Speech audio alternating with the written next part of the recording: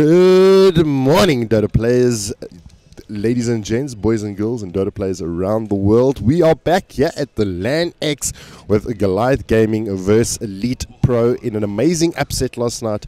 Goliath Gaming taking down Sinister 5, going the whole 9 yards, leaving the venue at 12:30 last night.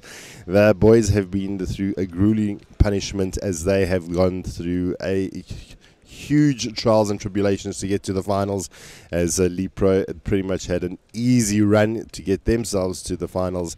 But nonetheless, we are here. The venue is starting to clear out a bit, but we do have a couple of fans backing each of their teams. That has been a crazy weekend, and it hasn't even ended, because after this finals we've got some more sports action from you for you.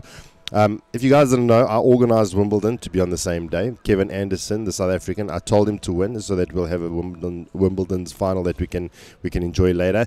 And then for those of you that are supporting the soccer, FIFA with Croatia versus France, that's some hot action there for you as well. So today is a day of sports, whether it's sports or esports. We hope that you have a fantastic Sunday. With that all said and done, myself, Jabba, and Cyprus, we're going to bring you this action that is going to be hot, sizzling, and super interesting to see how this series does pan out. It is going to be a best of 5, with LeetPro going into the series with a game advantage, as they were in the upper winners brackets finals, and Goliath, they're going to have to win 3 games if they wish to compete. So with that all said and done, Mr. Cyprus, what do you see from the drafts? Okay, so, well, just from the drafts, it looks like, I mean, at least from LeetPro side and even Goliath, like two standard openings. Goliath opting to open with like a nice little combo. Bane Mirana, been around for a while. You know, the sleep into arrow sort of thing. So quite a useful combo there, especially in the lane. And LeetPro just opting to go for two supports they've used quite a lot this tournament already, and 2 supports that are getting a lot of love in the current meta. So I think teams not really haven't thrown anything out too crazy yet. This is a best of 5, so it's not a sprint, it's a marathon. So it's just about feeding each other out for maybe this first game or 2, and yeah, like just deciding what strategy will be best for them. So to start off with something that they've used before, and then work from there, I guess. Well, I do notice my hero, Techies, has been banned out. Yeah. I mean, LeetPro completely respects this hero, and I know I keep harping on it, but he is an absolute hero. Shout out to Scarpy. I don't know what he's doing or what he's up to, but yeah, that Techies is a deserved ban. Well, let's run through the bans real quick. LeetPro decide to ban out the Tinker, Techies, Pudge, the Oracle, and now the Drow. For Goliath, they ban out the Enchantress, the Crystal Maiden, Treant, and the Necrophos, waiting for their 4th ban to appear. But I mean, we've like we talk about it. We had LAN events, and regardless of what is actually happening in the international meta, there's certain heroes that have got good strengths, some that are weak, and regardless of the fact that when you're at a LAN event, it kind of changes and it morphs into a LAN meta almost. Like you'd never ban a Crystal Maiden or a Necro, but because it's been like hot picks that LeetPro's played, they'll ban it because they've seen the destruction that those kind of heroes do. Yeah, I mean, like what normally tends to happen is like, I mean, the meta will obviously be pretty much the same as international meta, or very close to it. And in the same breath, like the South African tournaments, or the South African meta, should I say, has always been slightly different to the international meta. Like whether it's a little bit behind or just slightly different. But I definitely agree with what you're saying. Like LAN meta, like, and it's true for every tournament. Every LAN has its own individual meta, and I think an example this game would be, or this LAN would be, the popularity of Trent's this meta. I mean, like it's not necessarily bad, or it's not bad at all, but it's just not as popular as it has been. At least not from what I've seen internationally. And the hero, I think largely because of Sin 5 and how much they've played at this tournament, hero has really become quite a popular pick. Enchantress as well. I think been quite popular. So a lot of these heroes have been we've seen quite a lot throughout the tournament. So it kind of morphs as the weekend grows. Teams learn about one another and gets super interesting. But are the drafts heating up over here? The Bloodseeker being picked out. He's an absolute frustration to deal with, and the Pangolier being picked up for LeetPro. So it is maybe a little bit unorthodox. I don't think I have seen them this week. Well, I haven't seen them this weekend in the games that I've been able to cast. I don't know if you've got, if any of the games that you're able to spec on, if they actually played a Bloodseeker or Pangolier, but these are probably two new heroes that we've seen this weekend. I don't know. Okay, so if Bloodseeker is new, it would only be because this is like one of the first games that hasn't been banned. Bloodseeker is an incredibly popular hero. I'd be, like I said, I haven't seen all of Goliath's games. It's possible to see all of them, unfortunately, but I'd be surprised if it were the case that this was just his first game for Goliath. I'm definitely sure that it's not. In fact, I know for a fact because I did see a Bloodseeker game this LAN event. But yeah, my point is, I'd be very surprised if this was the first Bloodseeker game just because of how popular the hero is. And Pangolier, I don't know so much about LeetPro, but you know, the heroes popped around quite a few times at this LAN event so far. Most of the time on the off lane, but once or twice as possible. I know Schlink's played it in one of their games for WRG. But Pangolier is an ACG favorite. It's an ACG special. So I'm excited to see ACG play this year. I've heard quite good things about him and his Pangolier. Well, so you're firming it up. It is going to be an off-lane Pange.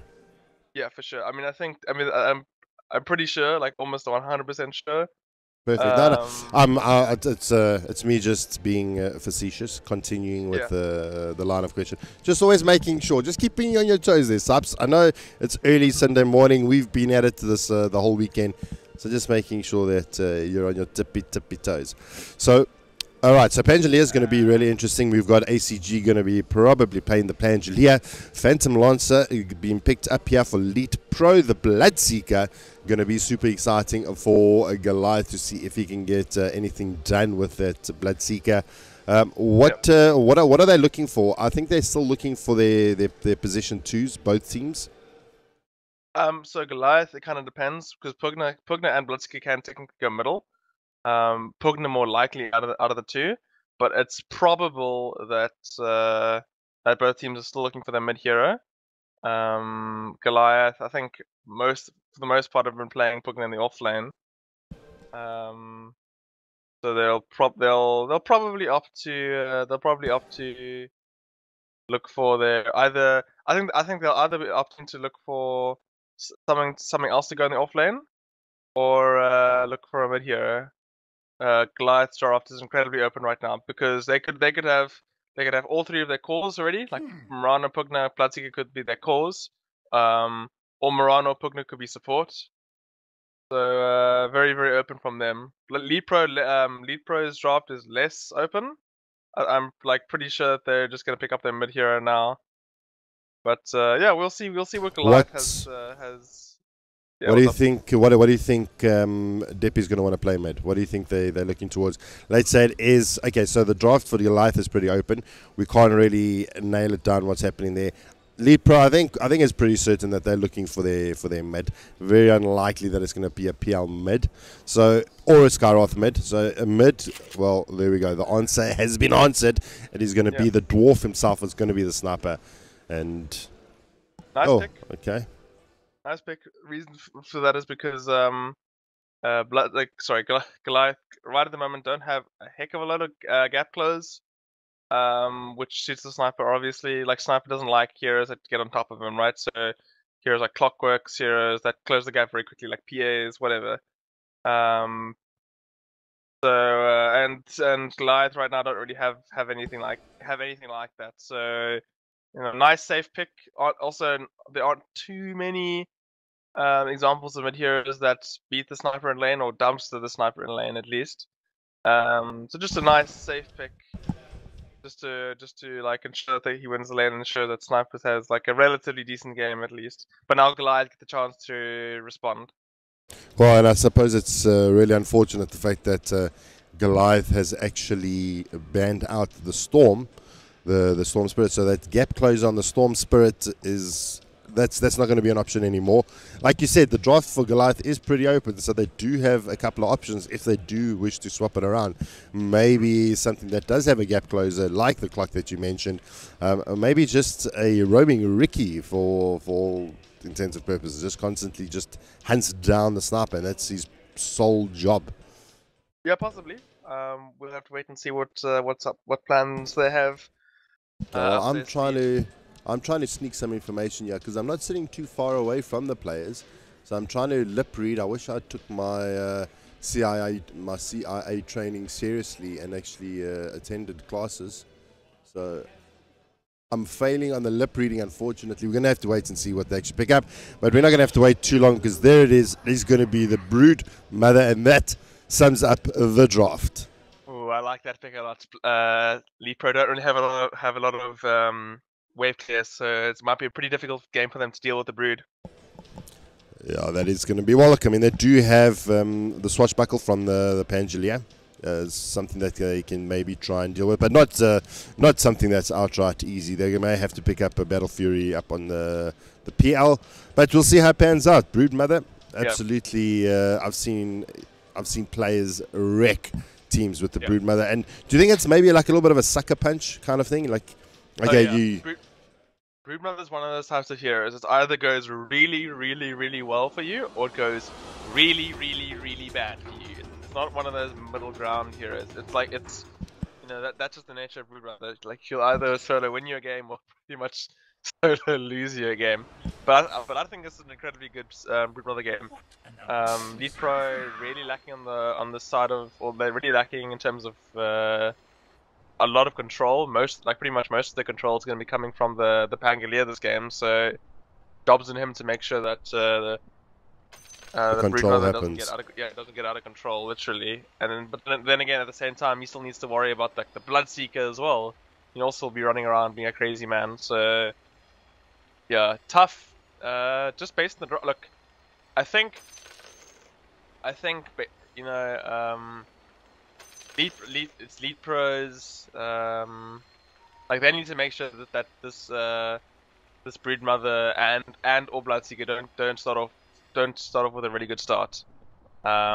Because if those two heroes start off ahead, and then they're playing catch up with those two heroes, this game could get really difficult for them really fast. But we'll see. I mean, I think most people will still think that LeetPro are the favorites. They are the favorites, and they were the favorites going into this tournament, and are yet to, as far as I'm mistaken, not only drop a series but drop a game so far at this LAN event. So yeah, I'm pretty excited to see what happens with this game. They did start off 1-0 ahead just because of their fact that they started off and they came through the winners brackets.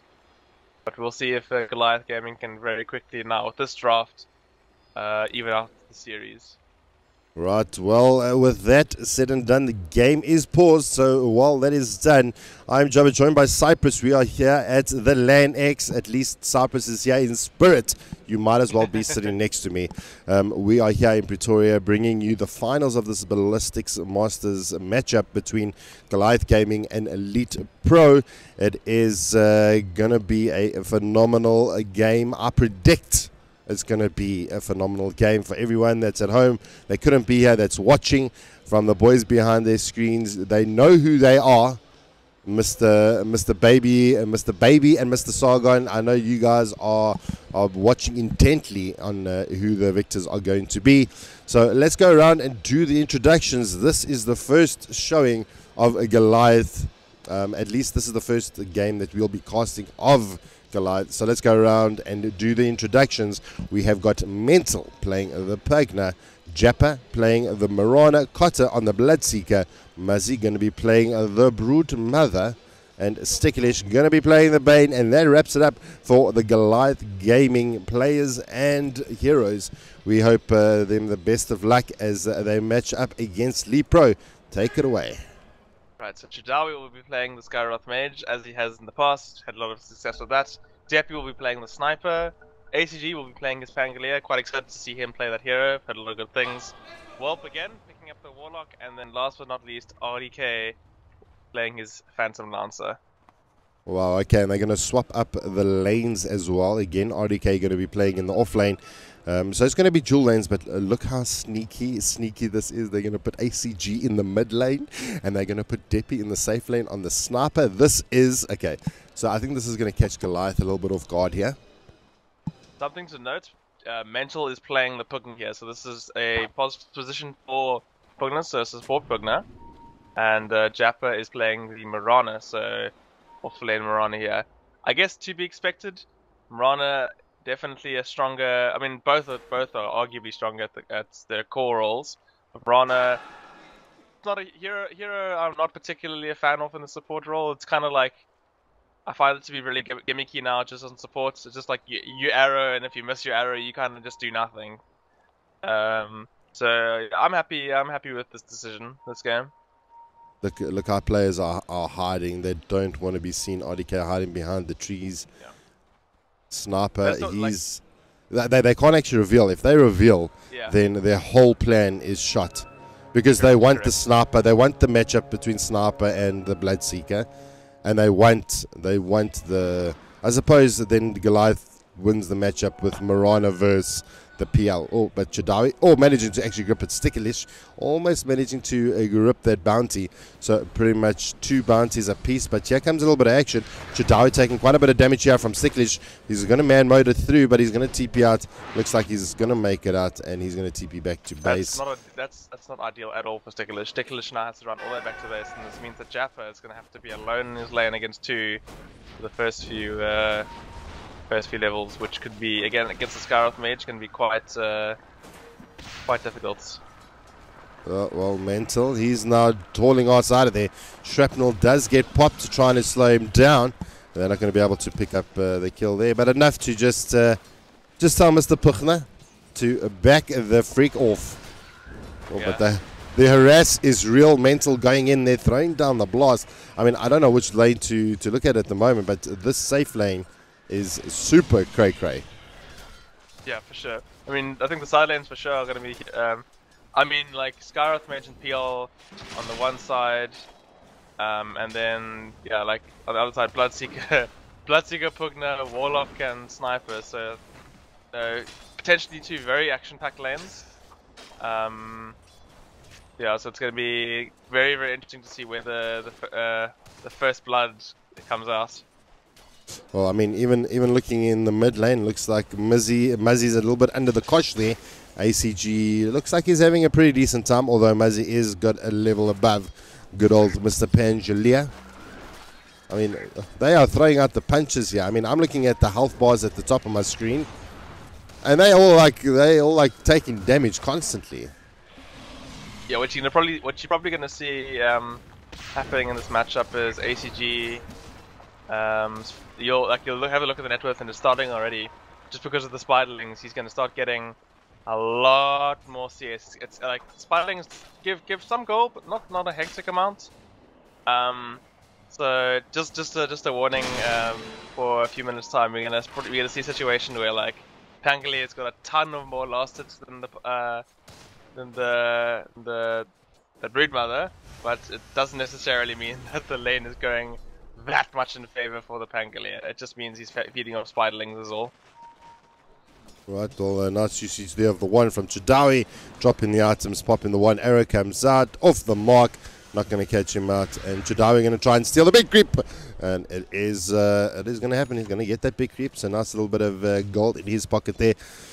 I mean, this is, you'd expect like first game, like people to like feel each other out, you know, make it a little bit defensive, play it a little bit slow, but I mean, it's not the case. Goliath Gaming is showing the fact that they are going balls to the wall, and they're going to make it happen. I think definitely the best way for Goliath, I think, because let's not kid ourselves, right? Goliath are certainly underdogs in the series. I don't think many people, and it's nothing against Goliath at all. I think it's just I don't think anyone expects Goliath to walk away winning the series. But I think Goliath definitely. One of the best strategies they can have is just put, put the side of LeetPro under as much pressure as possible, and just make them, make sure they don't have a comfortable game. Make sure that they keep them on their toes, and who knows if you do that and you put LeetPro under pressure, anything can happen. This is Dota. The fact that Goliath here already, people didn't expect Goliath to be in the final, and they're here. So if they can beat Sinister 5, there's no reason they can't beat LeetPro as well. Absolutely, and I mean, a nice little sneaky play, or arrow comes out from Japper, actually connecting with the creep, not finding RDK. And, first blood, Muzzy actually going the full 9 yards, hunting down ACG. We missed that, but Muzzy going, I mean, look at the nets that he's actually created here. A full runway to the death of ACG. So, I mean, ACG is probably a little bit triggered at the moment. Probably his signature hero. I mean, the players have said that they respect the Pangolier from ACG. Muzzy just going mental. Oh yeah, big time. What do you call it? It's kind of surprising that happened, I guess. I mean, I didn't quite see. Did you see what happened there? No, I was actually watching, but all of a sudden I see Muzzy running down the mid lane, and ACG first blood. Yeah, I mean, ACG does have an escape mechanic, so like I said, surprised that managed to happen. I assume ACG probably misread how strong he was in the situation. I'm assuming was aggressive, and then what do you call it? Muzzy just taking advantage of the fact that he was a bit over aggressive and taking ACG's per life. Now, do you think that picking up a Pugna is value? I mean, you pick up Pugna generally. Correct me if I'm wrong, because I'm not really much of a Pugna player. Yeah. But you pick up Pugna for the Nether Ward, the ability that the Nether Ward actually provides you when your heroes are actually throwing out their combos and their spells and things like that. Do you think it was just a pure counter to the Skyroth Mage? And perhaps like the spell cancers? Or do you think there's going to be some kind of other benefit with the fact that the Pugna has been picked up? With every hero in Dota, right? Like, a hero is multifaceted. Like, it's not, you don't just pick Pugna because it's good against spellcasters and that. I think no doubt, like, that's an element to it, and no doubt, it's to make sure that Skyroth Mage and Warlock, 2 examples, don't have the easiest game in terms of being able to spam their spells. But I think other reasons are just as valuable in terms of it being a lot of burst damage early, which means like a lot of the squishy heroes, the side of LeetPro, like PL early, like Skyroth, like Warlock, and like Sniper, all suffer from a lot of early burst damage, and also just the fact that it provides your team with a lot of tower push, and so you can just siege really easily. So, numerous reasons why the hero could have been picked up. Well, Cotter looks like he could be in a little bit of trouble. There comes a blood rod. This may be a kill. Yeah, and it is. Deppy picking up the kill on to Cotter. Mental throwing down the Nether Blast, trying to deal with the 3 heroes here from LeetPro. He's going to try and get himself out of here as well. Throws down another blast, and he's holding his own. Yeah, it's like so difficult to catch the Pugna. One of the fastest heroes in the game right now. With just Brown Bridge, he's sitting at about 300. Well, there comes down the blood, right? Cotter once Shadawi. Is it going to be enough? It is. Cotter gets a nice little kill at the top lane. Mental keeping them busy long enough for Cotter to get back in the action of things, and done. Yeah, as I was saying, Pugna, one of the fastest heroes in the game right now. That's why one of the big reasons why he's become so popular in the offlane. Hero is incredibly quick, so it's really difficult to chase him down. He can it's very easy for him to keep a good position, and when he's out of position, to get himself out of dodge, just because of how quick he is. Just with Brown Beach, he's got almost 400 movement speed, which is crazy actually. Oh well. Oh, he's like a Ferrari. I mean, even Barrow probably have a tough time trying to keep up with him. Yeah, he's like a little green Ferrari. Well, let's take a looking at the bot lane. RDK does take damage from the Starfall, not being able to doppelganger it out. and debated the sleep out onto the illusion. RDK going to be able to solve up. Jappa jumping forward. He does run through Sigilish, but the rush to get to the creep, and yeah, he makes it out there. Not too much love loss happening, but mental. His defensive skills are actually really good. It feels like LeetPro is actually struggling against this off lane from Goliath Gaming. RDK Yeah, I mean, does pick up the kill on the Moran in the bot lane though. Yeah, I mean, like it's not. I mean, both teams are pretty. Obviously, it's 2-2, really even at the moment. I mean, like, don't mistake the fact that because there isn't really much farming happening that like either team is necessarily struggling. It's just the nature of the meta right now. Like, it's so difficult to have a lane. Like, if you have a side lane where you're just like passively farming, then you're lucky.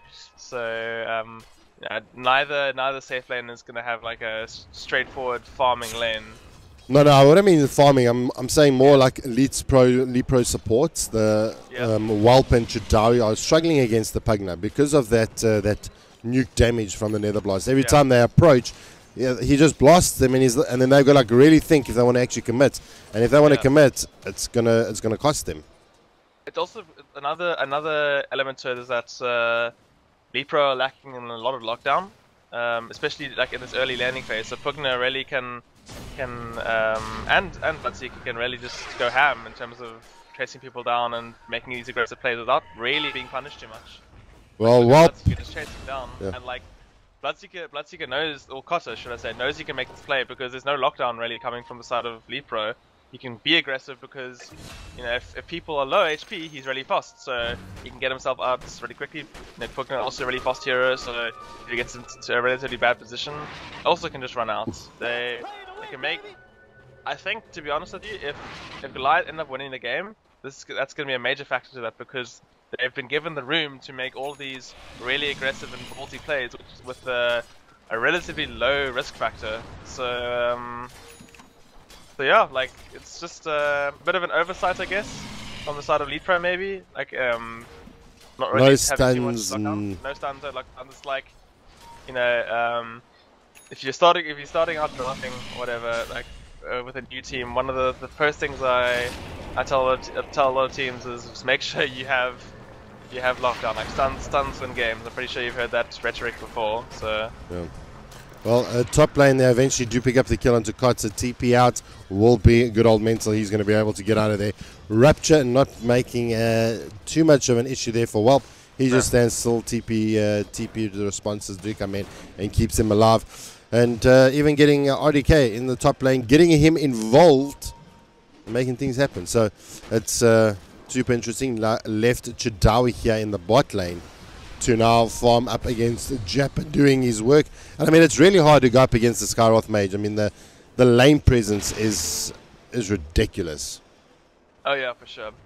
I want to touch on the mid lane really quickly. So remember I spoke earlier about the fact that Pangolier is going to have a ton of last hits. Now if you look at the last hits charts, he's got 133 last hits in 11 minutes. But that's largely because of the fact that Broodmother, spiders in lane. But look at the level difference, like, Broodmother's out-leveling him, so it just goes to show, like, you know, cool, he's got all these last hits on paper, but, like, the problem is, about half of those last hits are, you're getting, like, very little XP and, like, 9 gold a pop, so it's unfortunately not all that meaningful. Well, here we go, ACG does get ruptured out. There comes the drain out from Mental. The rock comes down, and they're going to look at trying to turn it. Mental does go down. ACG has to stand still. Rupture is there. In the meantime, Sticklish does take down Chidawi in the bot lane. And but they do get the return kill. Chidawi does take down Jappa as a consolation prize. So, kills going around the map. The TP was chosen by Walp to go into the mid lane to throw down the rock. And they're going to put a bit of pressure here onto this tier 1. Yeah, like really well played from ACG there, foiling Goliath's plan to jump him. They're playing that scenario incredibly well. They're using his ulti to dodge a couple things, but knowing he still had Rupture on, so just using it just to dodge one or two things and then cancelling it straight away so he doesn't have too much damage dealt to him. And at the same time, also making sure he uses Shield Crush to make sure there's a bit of damage reduction on his side as well. And these manages to stay in lane, even receiving the Rupture. Best counter against the Rupture is to basically just TP on out. I mean, we did mention the stun factor on LeetPro, how they're lacking it. I suppose to some degree, so is Goliath. They do have the Nightmare and the Arrow, but it's not the traditional stuns that we're talking about. Yeah, for sure. I mean, the difference really is though, like, it's like less expensive stuns though. The only real way, like you said, stopping TPs for example, the only real way the side of LeetPro stops TPs is through an ultimate, which is not ideal, even though it's like 70 second cooldown. Well, but bot lane. As I say that, you don't need to stop the TP with a stun if you got so much damage. You just kill them in TP duration. So there's that element as well. Oh wow, okay, so Muzzy took down ACG in the mid lane. I suspect there was a Orchid that was involved in his demise. Yeah, he's got his Orchid up, so like I missed it as well, so, but I assume he just Orchided him and ran him down. Oh, Mental does go down, Shrapnel too strong a spell.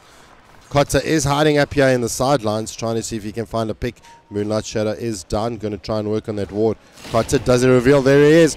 Oh, instant TP coming out. Is going to be enough for Kotta to bring him down? And it is not. Whelp immediately gets himself out of there as well. And TPs, baby. I mean, the perfect counter to Rupture. This is going to be a game of just TPing out and the other team just having to like look at you and go, oh okay, well we didn't have a stun, so I guess you just get out then. Well, here we go. Chadawi and Jeppa does go down. Chadawi almost biting the dust, but RDK coming in and helping out his comrade, keeping him alive. Sure. I mean, I guess one, like, it's not the ideal play you want. You obviously want to kill somebody with a oh, a Fiend's Grip in the mid lane. ACG targeted spell over here. They drop down the Orchid, and ACG is pretty much dead. Oh, the chat wheel. Oh, the chat wheel. the chat wheel is real. Congo Kyle. Not Congo Kyle. Why am I saying Congo Kyle? Well, shout out to him, I guess. I meant Kyle as in Swindle Villains. That's play to win, baby. Play to win, baby. Yeah. Deppy, he's now throws down the shrapnel, trying to deal with Muzzy. Oh, quite a bit of damage coming out there. Almost 2/3 HP. Top lane, Whelp is going to hold down the fort here. He is one poor little dude, Mr. Whelp. Follow closely in terms of net worth, though. Is we always talk about the highest net worths. I think it's fair that we got to like also give a little bit of recognition to the poor people of the teams. Sticklish sitting on 10 last hits, looking at what's our net worth. Yeah, Sticklish at the bottom with 2.3 plus minus. He's also a poor little guy. Yeah, the difference though is with the side of Sticklish is that it's not his job to have like huge net worth. It's his job to just run up to somebody, Fiends Grip them, and then they can just pick the guy off. It's a really nice Bane game just because of the fact that like, you know, provided Pangolier isn't around or can't use his Rolling Thunder on him, it's a free full duration Fiends Grip pretty much. There's no one who's going to be disabling it. So yeah, like. Pretty nice Bane game for that reason. So like I said, his net worth isn't like really that important. His job is just run up to somebody, ulti them, make sure they get like get a pick off, get a kill, and then his team can do the rest. Stop killing my boys. The brute spiderlings are getting taken down. So something interesting I spotted out, but hold that thought. Top lane, RDK trying to take down Mental. Not trying, take that back. Does take down Mental.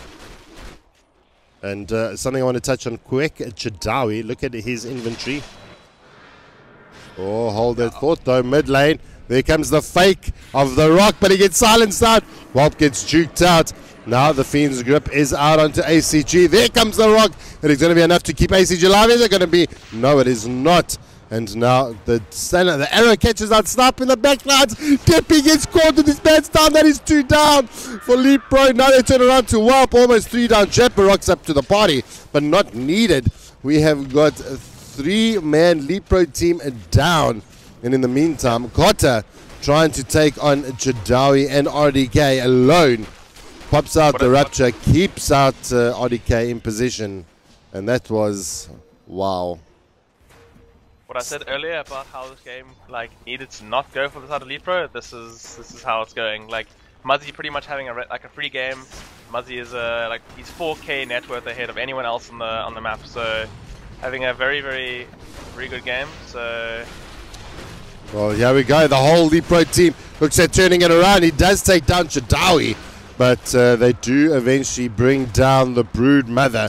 They phoned up Doom targets and they said, what do you have for the biggest pesticide that you got? And they said, no, bring me an RDK.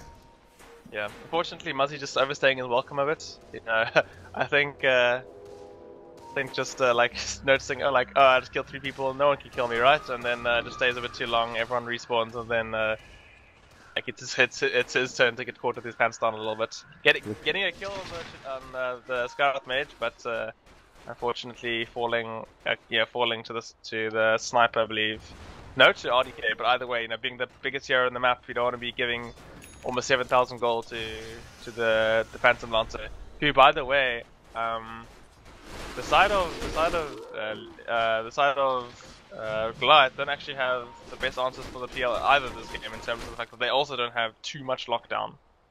Yeah, so I mean, I suppose Sticklish is going to have to play his heart out to find the real PL. Yeah. But I mean, if he can, then it's done. There is Rupture as well, but it's like, you know, when you're trying to find the right PL, it can be quite difficult. You know, if the PL is quite large and you can't really get rid of his illusions in time, it can be quite difficult to find the right one and lock him down. But you know, they do have quite a few AoE spells. They've got Bloodright, they've got Pugna and all of his spells, Nether Blast, etc. Starfall, so they do have ways to kind of clear the wave of PL illusions. So it's not impossible, but it's definitely not that straightforward either. Yeah, well, I do see that ACG has picked up his Yules, so hopefully that silence won't be too much of an issue for him going forward. Fiend Script still can't do much about that though. Yeah, no, so Yule, I mean, it's the same reason Skyroth Mage is going for Yules as well. It's just to, I mean, there's the fact that you can get rid of silence, there's that element, and the fact that you can purge off 1 or 2 other things too. But one of the bigger things I think is it's cheap lockdown. It's a way to cancel TPs, it's a way to make sure people can't just TP out of fights, and yeah, basically preventing the problem that they've been having in those first few minutes, where they go on an engagement, someone just TPs out, and then they get nothing. So just add them that little extra element of control as well. Fair enough. Fair enough. Looking at Jadawi's items, going for the 3 Talisman TP boot build. Seems to be doing pretty alright. I mean, even though it looks like Goliath Gaming is in a... I feel in a commanding lead, LeetPro is still up in terms of kills. I mean, yeah. I mean, okay, so you're saying... That's sitting all on RDK, I'm sure, though. Yeah, I mean, we're saying like they're up on kills. It's 11-12, so like, I mean, yes, but also at the same time, no. RDK is like, yeah, he did 8 for 0, so he's the one doing pretty much all the heavy lifting for the side of LeetPro this game. ACG unfortunately 1 for 4, Sniper 1 for 1, so RDK definitely. It's for the side of LeetPro it's RDK, and for the side of Goliath it's Muzzy. The other cores on the other sides of the inconsequential pretty much. Team, yeah, like they're not necessarily, they're not having bad games, but they're having like okay games, like, you know, 2 for 2, 1 for 1, that sort of stuff. You know, it's like they're definitely not. There's definitely one guy that's shining on both sides at the moment, and that's Muzzy and RDK. I think what they need to do is to settle this matchup is they just put Muzzy and RDK in the middle, and you tell them to fight, and then the winner of that fight then wins the game. Like how they did it in the old Greek days when they sent up Hercules against like their best fighters of the army, and whoever wins the king becomes the ruler. Yeah, unfortunately this is Dota, not Okay, not just Greece.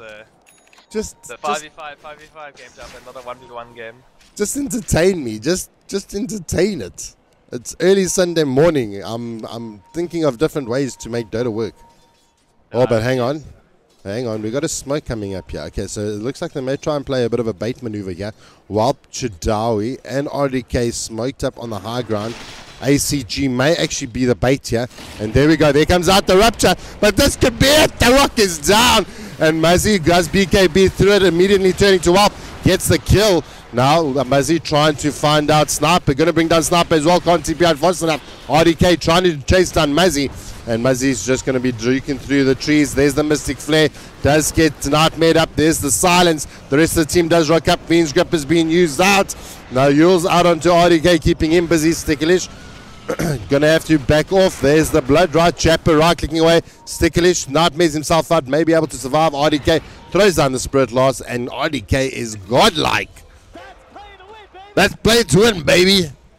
But Yeah, four down for LeetPro and only 2 for Goliath Gaming. Yeah, the way these fights are pretty much gonna go, it's like who survives the longest? PL or is it the Muzzy? Questionable. Yeah, exactly. Or was it the Broodmother? Those two heroes, and it's because they're like by far the 2 strongest heroes on the map right now. Muzzy unfortunately dying, like trying his best to survive, kind of getting caught in between all of the LeetPro heroes, and couldn't really get too much. I mean, support from his team. I mean, Sticklish did try sleep him to try delay the death, but unfortunately going down after his BKB timed. I was gonna say like that was his first usage of his BKB as well. There's nothing quite as scary as a rampaging Broodmother running at you with a BKB gun. It's like, especially when you're like a poor little Skyroth mage, you can't do anything to that. You're just like, please leave me alone. But that is a frightening sight when you do see that happening. But item to note: Radiance is up on Cotta. Yeah, for sure. I mean that's I think he's got 600 gold, so I'm not sure if he had that in the previous fight. I think he did. No, he just picked it up. He just picked it up. Right, okay, cool. So that's gonna be a big power spike for him. It's quite nice against the PL with the mischance. And gonna be opting to go for the BKB next as well. You know, just abusing the fact that Muzzy, that's why Muzzy went for it early as well. And in fact, while I'm talking about BKB, Jappa is also his next item, is also BKB. So a lot of BKBs coming on the side of coming from the side of Goliath in the next few minutes. Just abusing the fact that there's very little lockdown on the side of LeetPro, and just, you know, wanting those couple seconds, those few seconds to just abuse that fact and just like kill as much as possible in that duration. Oh, there comes out there. It doesn't catch Walp, but does. So they know he's there, and well, he's going to pay the price. Nice arrow coming out from Jappa, catching him. And now it is going to be taking down the tier 2. They're going to use Glyph. Maybe a little bit of an error. Maybe they feel that Goliath don't have this team to go higher ground if they Glyph in the tier 2. But from last night's games that I've seen, Goliath is not afraid to go high ground. Yeah, I mean, it's still quite difficult right now for Goliath to go high ground at this point. You know, I think they're pretty close to a couple BKBs on the side of Goliath. Not a play they want to make just yet, and also, you know, Sniper's still alive, and as you should know, really difficult to siege up against a Sniper when you don't really have any gap close for the hero. So yeah, like not willing to go high ground and make that play just yet. There's a lot of things they can still do before that. They still have tier 2s bottom and top, and I think which I'm sure they will try to do first, go for the Roshan as well. Interesting item to note is that Muzzy is opting to go for a pipe next. A pipe? Yeah, he's got a pipe queued up. I mean, makes quite a bit of sense. Side of LeetPro do have quite a bit of magical damage on their side.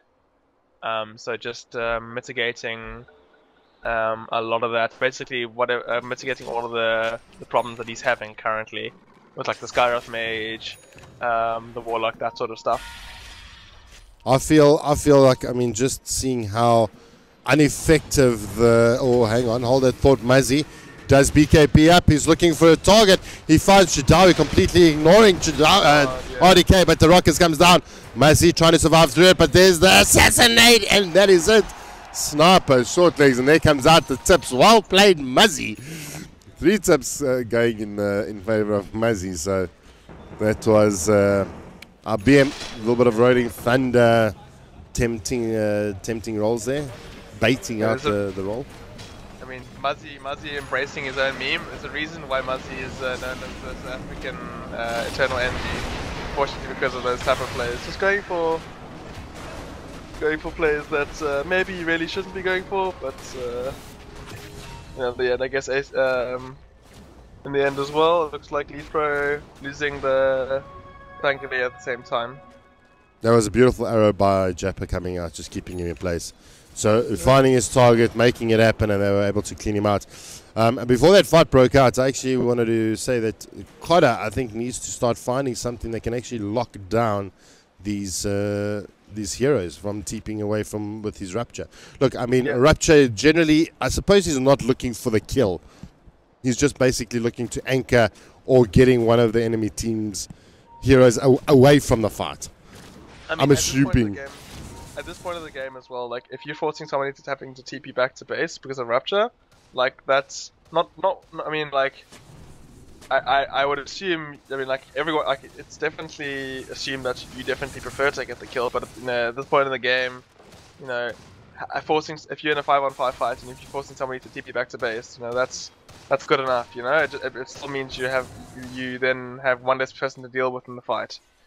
So, okay, so something I want to touch on, because we were theory crafting last night. I was chatting to some of the LeetPro boys, and they were theory crafting Midas on Sniper with a 25% cooldown reduction, and that was ACG's idea, saying that that Midas, you now being able to pop Midas every like minute or so, 67 seconds pretty much.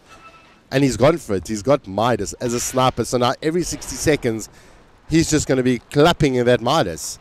How do you feel about that? I mean, it makes sense because Sniper's going to get his level 10 really quickly. He's a core hero. And if he, I think it largely depends on the timing of his Midas. It's not something I think you can go every game. But you know, if the game is right, if he's going to be in a position where he can farm for most of the time, and basically if he has the freedom to do it, then like for that reason alone, with the cooldown reduction, it's definitely value. I mean, if you're reducing the cooldown of Midas, you're getting more value out of the items. So yeah, definitely like a very interesting idea. Alright, well they do find out Mental gets silenced out, and now Muzzy rocks up. The rock is down. Muzzy actually didn't get stunned out, just his broodlings did, but they do pick up the kill onto Mental with the swashbuckle. Muzzy, did he pop his BKB? No, he didn't. Okay, so okay, so he didn't actually bait that out. So Muzzy's still good to go. They are down a Pugna, but now it is LeetPro that looks like they are forming up and looking to make a play here. They do have Sicklish in the top lane, so he's not with his team just yet. Bloodright gets popped down. Cotter gonna be the tower man himself, trying to defend out the tower. They do glyph it up, so this is going to give them a little bit of a chance. Fatal Bonds is down. Muzzy one gets close. Oh, but ACG destroying all those broodlings. There's the Bloodright. Chadawi silenced out. There's the TP. They want to get him out. They do know where he is. The thirst from Bloodseeker will reveal that, and easy TP out for Chadawi. The boys from Goliath not wanting to jump in, even with the rock down. They're gonna let Chadawi live. Yeah, with this Brood Mother, like I don't dislike the pipe pickup at all. Don't get me wrong. But I wonder if it was his intention to go for like this utility item that's gonna give his team and himself a bit more survivability. I'm surprised he went for that as opposed to maybe like a Crimson Guard just to deal with the PL a little bit better. I think PL is definitely like their biggest problem as a team right now. And just Crimson Guard is just such an effective item to mitigate and nullify the amount of damage that comes out from PL and his illusions. Oh, good dodge coming out from Muzzy. There's the BKB. They turn into ACG. There's the Fiends grab. Arrow comes out, almost connecting onto Deppy. And now the charge, it looks like they want to come on. No ulti for the Golem just yet. And the Broodlings trying to find out the sniper. They do find Chadawi. Silence out will be Broodmother. Muzzy trying to find a target. RDK rocks up to the party, trying to get onto the high ground, so he can't get right clicks. He's staying on the mountain. He's trying to hide away from the team. Mental going crazy on Whelp. Japper gonna try and bring him down. He does. Japper very low HP. Chadawi is down. Muzzy playing the Cliff Watcher. And now it is Mental does the Cryptify himself. Contact the damage. Kotta BKB's up.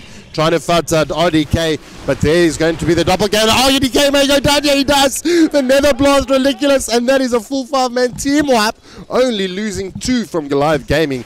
And this is go high ground, baby. Go high ground. Barback does come in, but only from Whelp. No barbacks available on anyone else.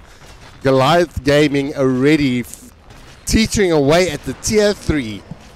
Yeah, Goliath, I mean, what's his name? Muzzy. The whole fight was just so funny from Muzzy, just sitting on that hill.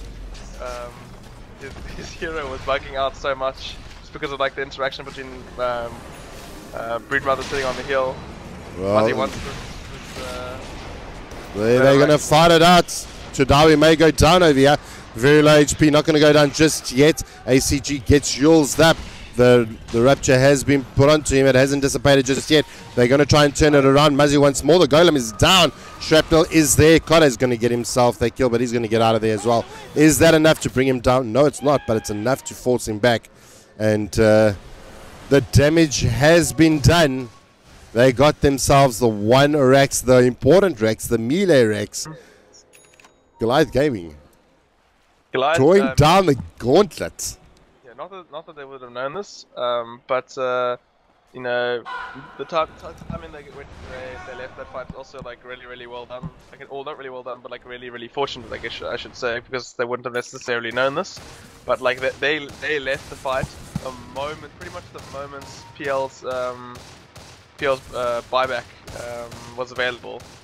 PL, I think all the sides of all the heroes on the side of LeetPro, not like pretty much like you said, none of them had buyback. But it wasn't because of cooldowns, because none of them had been saving for it.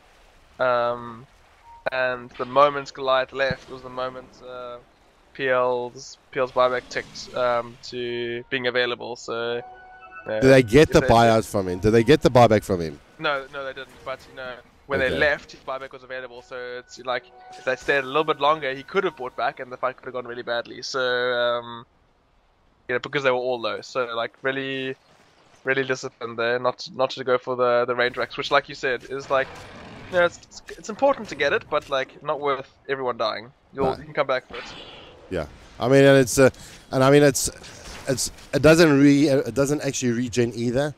So what's going to happen is that range racks is pretty much going to stay in 828 out of 1,200 HP the duration of the game. So it's not like they need it. I think it's now more of a mental game, because a mental game. And I know, yes, we do have mental, but it becomes now more like of an emotional game, because what's happening is now the boys from LeetPro are struggling in terms of, okay, they've already taken down our Rex and they've punished us, and it was all just because I feel that the Broodmother sneaked her way into the draft. Yeah, exactly. I mean, but that's just the nature of, you know, of the term getting brooded, right? Like, but in the same breath, like, I mean, yes, the side of Goliath do have Broodmother, but you know, in the same breath, LeetPro also have Phantom Lancer, you know, and like Phantom Lancers can be at times equally difficult to deal with. So it's like it's the nature of getting last pick. I mean, LeetPro will get last pick next series. Yeah, having last pick gives you the luxury of pulling out these types of heroes that just win you the game. So just props to Goliath for utilizing that advantage. Yeah, absolutely. I mean, if you see the gap, you make it happen. I mean, LeetPro did go one game advantage into this series. So if Goliath wins this, all they've done is equalized it back to 0-0, and then it's basically a best of 3 thereafter. So it is. I do think it's more than that, though. I reason I think it's more than that because it's them winning the first series. I mean, them winning the first match. You know, it's setting the precedent. It's like them saying, no, we're not here for you to have 2 easy wins and then just go home early. You know, like they're here to win it. Yes, and yes. it's them making a statement for this game for sure. I think that's the biggest thing. Yeah. Playing to win, baby. Playing to win. Yeah. Right, so the game seems like it's slowed down just a tad, just finding their feet. LeetPro confined to their base. It's not something often that I would see coming out of LeetPro, but none of their heroes want to leave the base. RDK almost 25. But I mean, look at this. They're all sitting in their base. LeetPro is feeling it. They are feeling it. I mean, it's just they really don't want to have to take a fight right now. You know, breed mother with ages up. You know, difficult enough to kill. You know, when he doesn't have ages. Now they have to try to deal with him twice. So I think they're sitting in base right now, thinking. I mean, not. I mean, of course they're scared, but I think also just because they're sitting in base in a safe position and just thinking about an idea as a team and like how are they going to deal with this? Like, what is their plan? You know, they want to be thinking about it in a safe space. Tag on 5 on the Pugner. Just that I thought I'd throw that out there. Yeah, I mean, like, nice item choice just because, you know, with the side of, put it this way, with the side of LeetPro, Puggy can just run up to one of their supports and pretty much instantly blow them up. You know, Decrepify, Nether Blast, and Dagon and Life Dagon. Drain to... Yeah, like, I mean, for example, Skyroth, like, there's no way Skyroth lives that. Okay, well, looks like especially if you use his Yules. RDK pushing out with the illusions. Still LeetPro sitting in their base. But now, Muzzy, he's going to get focused on. There's the upheaval. The pings come in. Now RDK trying to play onto Muzzy. He does have the Aegis. Does get nightmared up. Going to keep him alive for the moment. The Aegis is down. Jappa does leap out, trying to give himself a little bit of protection. There's the assassinate. The BKB is a little bit too late. The rock is dropped. ACG trying to find Jappa, but he has BKB'd up. Chadawi trying to focus on Jappa as that happens. They do lose Muzzy again. So now he's down, but Kota, he's working on the backlines. Whelp goes down as well. Depi is dead, and now it looks like LeetPro have come to the party. The buyback is in from Depi, though. He wants back into the fight. Lotus all popped down into ACG. Kota looking to be brought down. There's the BKB. So the jumping shield from ACG going to keep him from avoiding damage. Kota cleans out the kill. Ultra kill! Could it be a rampage? No! Oh, wow. That was... Kota almost clearing out a rampage. My gosh. I mean, I think the saving grace for Goliath is that Depi felt like he had to buy back. I mean, other than that looked like, at least from the beginning, it looked like that was going terribly for Goliath. And then Kota rocks up. Then Kota rocks up with an ultra kill. Yeah, exactly. I mean, like Muzzy, I mean, because of that now, Kota's the highest net worth hero, not Muzzy. But Muzzy kind of just going to the high ground, going for the range racks, just getting shoved back. LeetPro like sniper and Co just saying no. You get out of my base, you silly sniper. You silly spider. Silly spider. Yeah.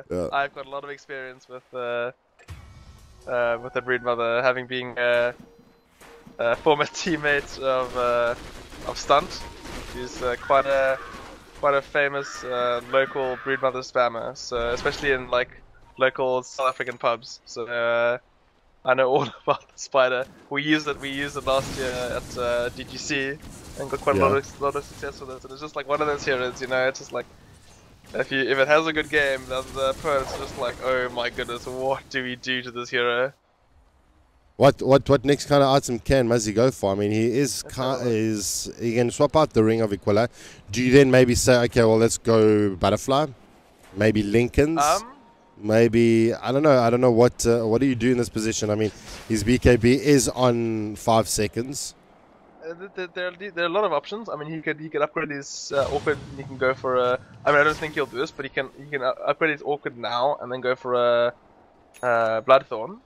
Okay, looks like he's opting to go for a Blink Dagger, actually. Oh, he wants to find the sniper. Yeah, for sure. That's what he wants. That's what he needs. Yeah, he's very, identified sniper's the problem. A very risky move from him currently. And not having buyback because of the blink dagger. So if he does die and LeetPro sense this, then like Sonic Goliath could be in a bit of trouble if a couple lanes are pushed out.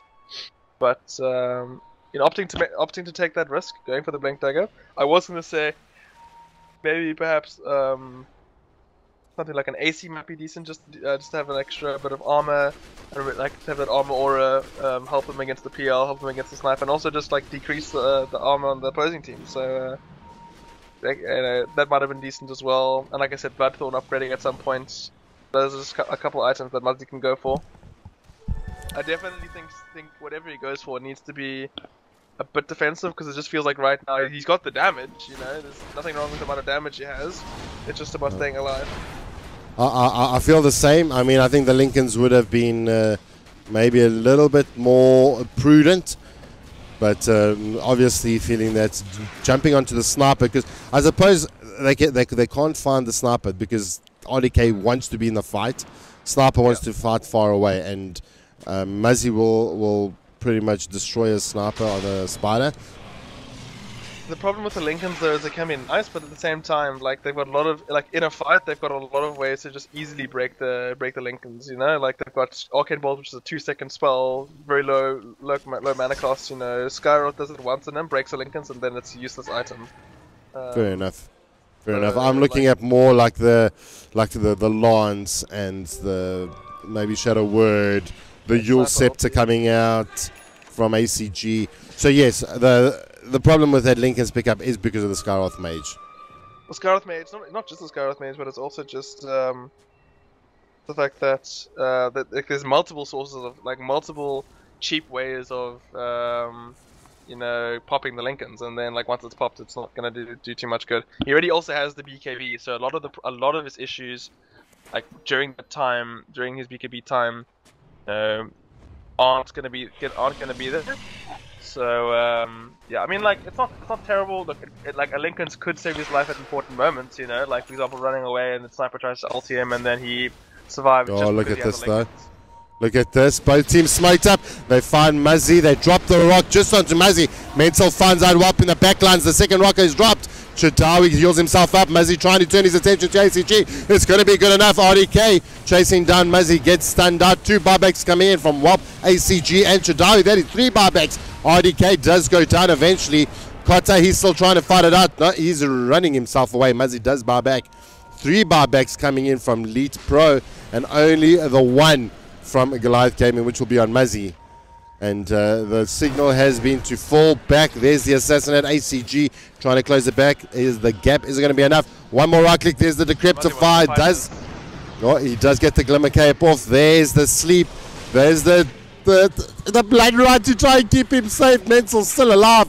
Carter trying to close the gap, but Muzzy's slowing him down.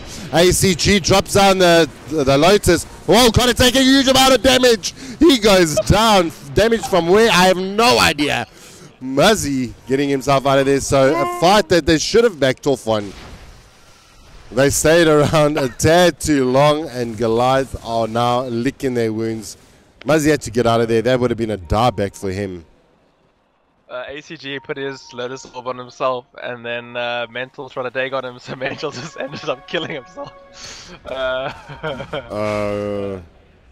Yeah, oh, Mental wow. tried to dig on him with the Lotus Orb on, and just ends up popping himself.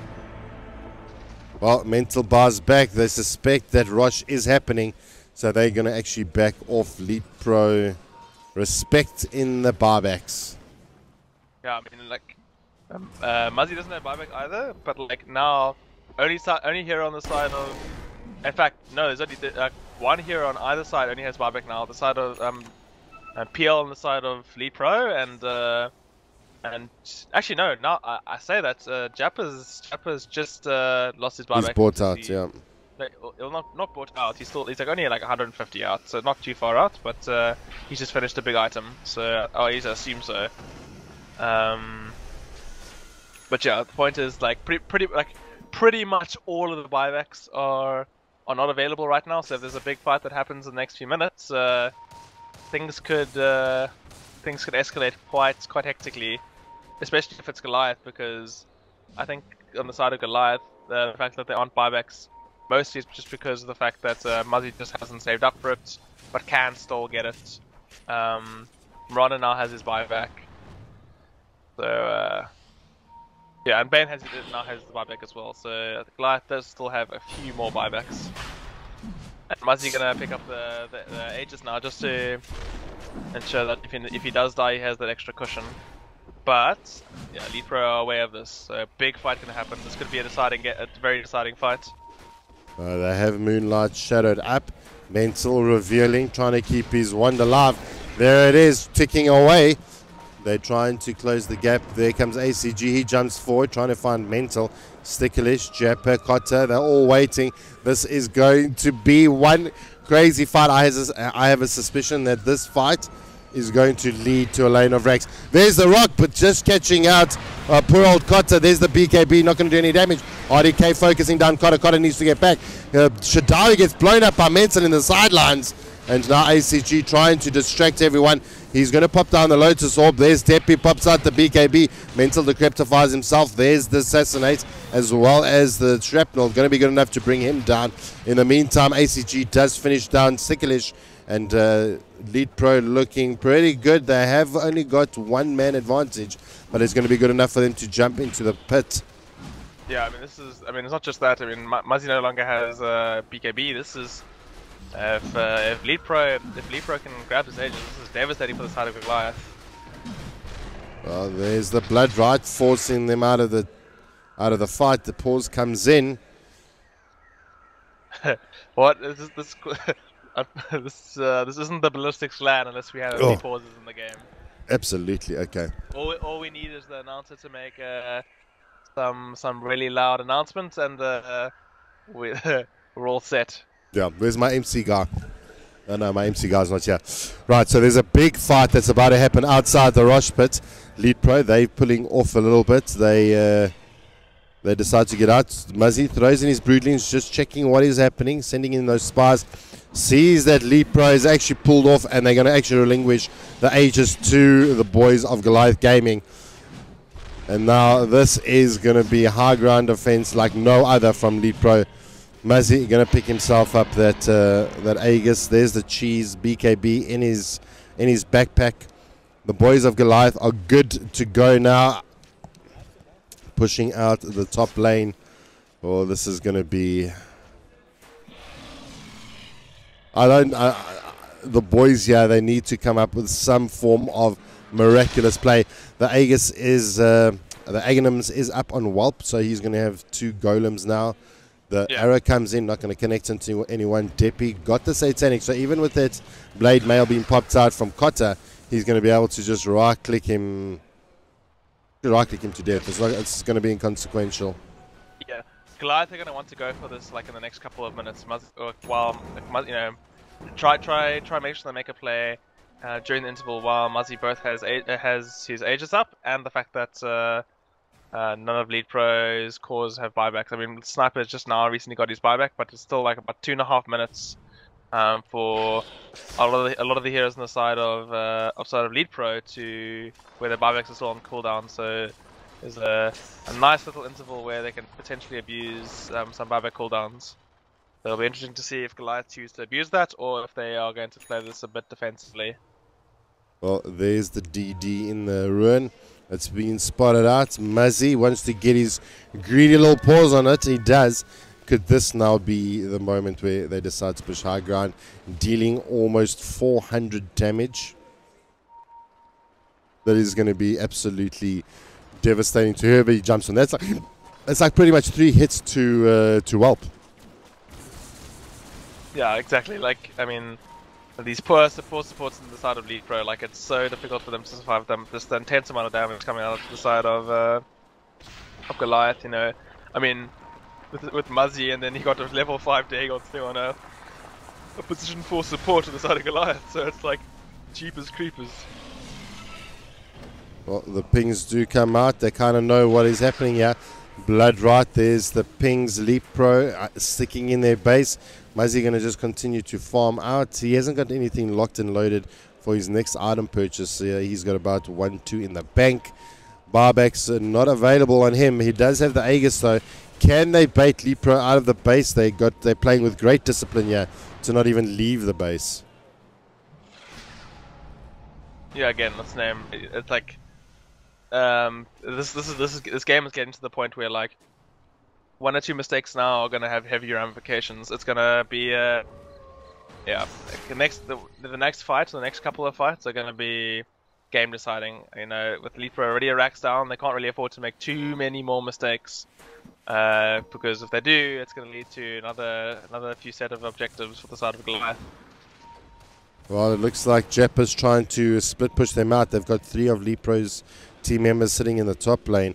They've only got Whelp and ACG sitting here in the bot lane, and that's that tier 3 super low HP. A couple of hits, Mental's and down that level is going to go 25. down.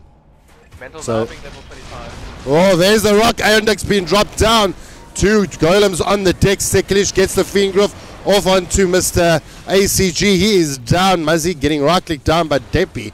He can't close the gap just yet. There comes the assassinate onto Mental. He's going to decryptify himself, fighting under shrapnel. Deppy forces himself forward, trying to find more kills. He's pushing out the side of Goliath Gaming. And there comes out another assassinate. The golem's pushing forward. Muzzy hiding on the top lines, but there it is. The blink kill. He finds Deppy. Deppy is going to go down. Instant buyback coming in here for Mr. Jappa. He realizes this is the opportunity to go. RDK being stunned out. There's the blood rot. Buybacks coming in left, right, and center. Aegis is down on the deck. Golem trying to do the work that he can. He's respawned. Deppy needs to get himself out of there. Cotter trying to close the gap. Finds Shadawi. There comes the cheese into play. Deppy trying to find some more kills. Muzzy, BKB's up. He finds Deppy. This could be a buyback. There's no detection. He's going to be able to get away. Right down the tier 3 tower. Now they're working on the racks. Glyph is there. Whelp throws down Fatal Bonds, trying to keep the boys of Goliath at bay. RDK charges in. There's the assassinate. Working on Muzzy. There's the nightmare to keep him alive a little bit longer. Jappa, he goes down. That is pretty much a dieback. Muzzy needs to get out of there. That is a double kill for RDK. And that is going to end the push from Goliath Gaming, and they need to back off. And Sniper just hitting in the backlines with their plus 35 knockback. Oh wow. Yeah, luckily for LeetPro, luckily for Goliath, I don't think there's much LeetPro can do in terms of abusing the fact that Muzzy and Jappa don't have buybacks right now. I mean, I don't even think they know that Muzzy doesn't have buyback. Just because it's not on cooldowns, he just can't afford it. So it'll be interesting to see if LeetPro can do anything about this right now. And it looks like they are, they are drawings on the maps. I think they are. I mean, I think that they definitely want to get something out of this, whether it's a 2 or whatever. But I don't know if they'll be able to pressure the base from this. But successful high ground defense. They had to use quite a few buybacks, which is unfortunate. But the rack still stands. Yeah, the racks does still stand. They did get that tier 3. Brilliant defense, but it is difficult to break high ground with a sniper on your team. He's got those shrapnel charges. I mean, he did take the 125 plus attack range, so he's going to be able to be standing super far away and just right clicking down. I mean, for them to close that gap, they need Muzzy on that blink. They're trying to force the buyback out from Muzzy. They don't realize that Muzzy doesn't have buyback, so now the glyph is being used up, keeping their tears alive. But now Sekelish gets faked out. There's the rock. Sekelish puts the fingers up on the wrong one, and this may just be the end of Goliath Gaming as LeetPro push in. And Cotter goes down, double kill, buyback coming out from Cotter. Now they're going to click down the middle lane of Rex. Blood right being used out, forcing back LeetPro just a little bit. RDK right clicking down the Rex. He doesn't care for one second, and now they're going to push down to bot lane. They want to take the next melee racks. They're not worried about the range just at the moment. There's the Rupture down onto RDK. Lotus Orb being popped out a little bit too late, so it's not going to be returned onto him. ACG gets in there, throws out the swashbuckle. Mental Dagon's ACG with very little effect. The Cryptify out onto Mental. There comes out another swashbuckle trying to take down Mental. There's the Abyssal Bay keeping him in place. He does go down. They're forcing forward. ACG may go down. Wap needs to TP out all of a sudden with renewed vigor. Goliath Gaming comes to the party. RDK almost going down here as well, and they do clear it out. And that is it. Buyback coming out from ACG immediately. And Depi ACG, the only two to stand alive. Cotta and Jappa standing alive. Muzzy came back and he went again. He respawned and died. And just like that, like the tables have almost turned. Like, you know, I dare to look at the net worth graph. It's like it's in the favor of yeah, it's in the favor of Goliath right now. But just, you know, 3K net worth lead at 57 minutes is nothing. That's like it's literally it might as well be 0-0. It's completely meaningless at this point. Okay, so the only person that's not level 25 is Chadawi. He's on level 23. Does he actually have ruins? Do they have tomes available? I can't actually see. I can't see. Tell. Alright, so Chadawi needs to consume a tome so that he can at least bring this. I mean, once the game gets to all level 25, this experience graph will reach 0. So we can see immediately that one of the players for LeetPro on level 25. As soon as that happens, everyone will be on level pegging. And it will just come down to pure buyback statuses, item progressions, item choices. Yeah. The problem that like Goliath are having now is that like it's getting super late game, and like Broodmother isn't really a hero you want to be playing when it gets to like this point in the game. Like normally when you pick a Broodmother, you would have wanted to have won the game at like 35-40 minutes max. So it's like, and evidently becoming like more and more difficult for the Goliath. It's definitely like playing at this point in the game definitely favors LeetPro. You know, PL and Sniper, two of the more like formidable, like extreme late game carries in the game. And Rosh has been pinged out for the side of Goliath. So Goliath are gonna try and take this quickly before LeetPro catch wind. I think LeetPro also don't want to leave their base just yet, so they're going to give Aegis away. They're probably going to give it to Muzzy. He's always... but no, they're going to actually give it to Cotta this time around, who did pick up the refresher. Yeah, I mean, it makes sense that giving it to Cotta. Cotta's buyback was used the last fight, so it's on cooldown. Muzzy doesn't have buyback, but it's he just needs a bit of gold to change that. So I'm sure Muzzy will probably just farm it a little bit, get his buyback, and then they might see if they can make an aggressive play. Alright, so they do have, they also do have the refresher up onto mental. So that means 2 nether wards coming down. That is going to hurt. So if he can position them properly that they don't get taken down during a fight, that is going to cause a lot of problems for the side of LeetPro, especially Chadawi throwing out all his good things. I think that would literally kill Chadawi if he pops down Mystic Flare. He's trying to build that BKB as well, just so that he can actually do that. So he must be really having a tough game against that nether ward. Oh yeah, for sure. Like, you know, nether ward's one of those. It doesn't really matter who you are. It's just irritating to deal with. You know, like whenever you trying to cast your spells, it's just like they're being a pest. But like for the likes of Chadawi and Wealth in particular, it's got to be quite annoying. Also, I wonder actually, it's like a small thing, but having Netherward down might give an indication on which the real PL is, because, you know, with how Netherward interacts, it'll like that is a fair point. Yeah, it'll connect to the real PL, because the real PL is the one casting the spells and stuff. So there'll be like a moment where you'll be able to see, oh, that's the real PL, target that one. So maybe that's why Stiggish actually went on the Fiend's Grip on the PL, thinking that was the one that the Netherward actually attacked. I mean, possibly. I don't know what the thinking was behind that, but obviously just getting getting fooled by RDK. Oh, it just could be that. Yeah.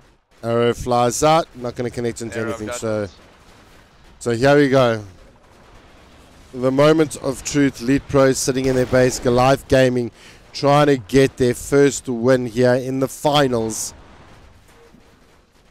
They've got what it takes to make it happen.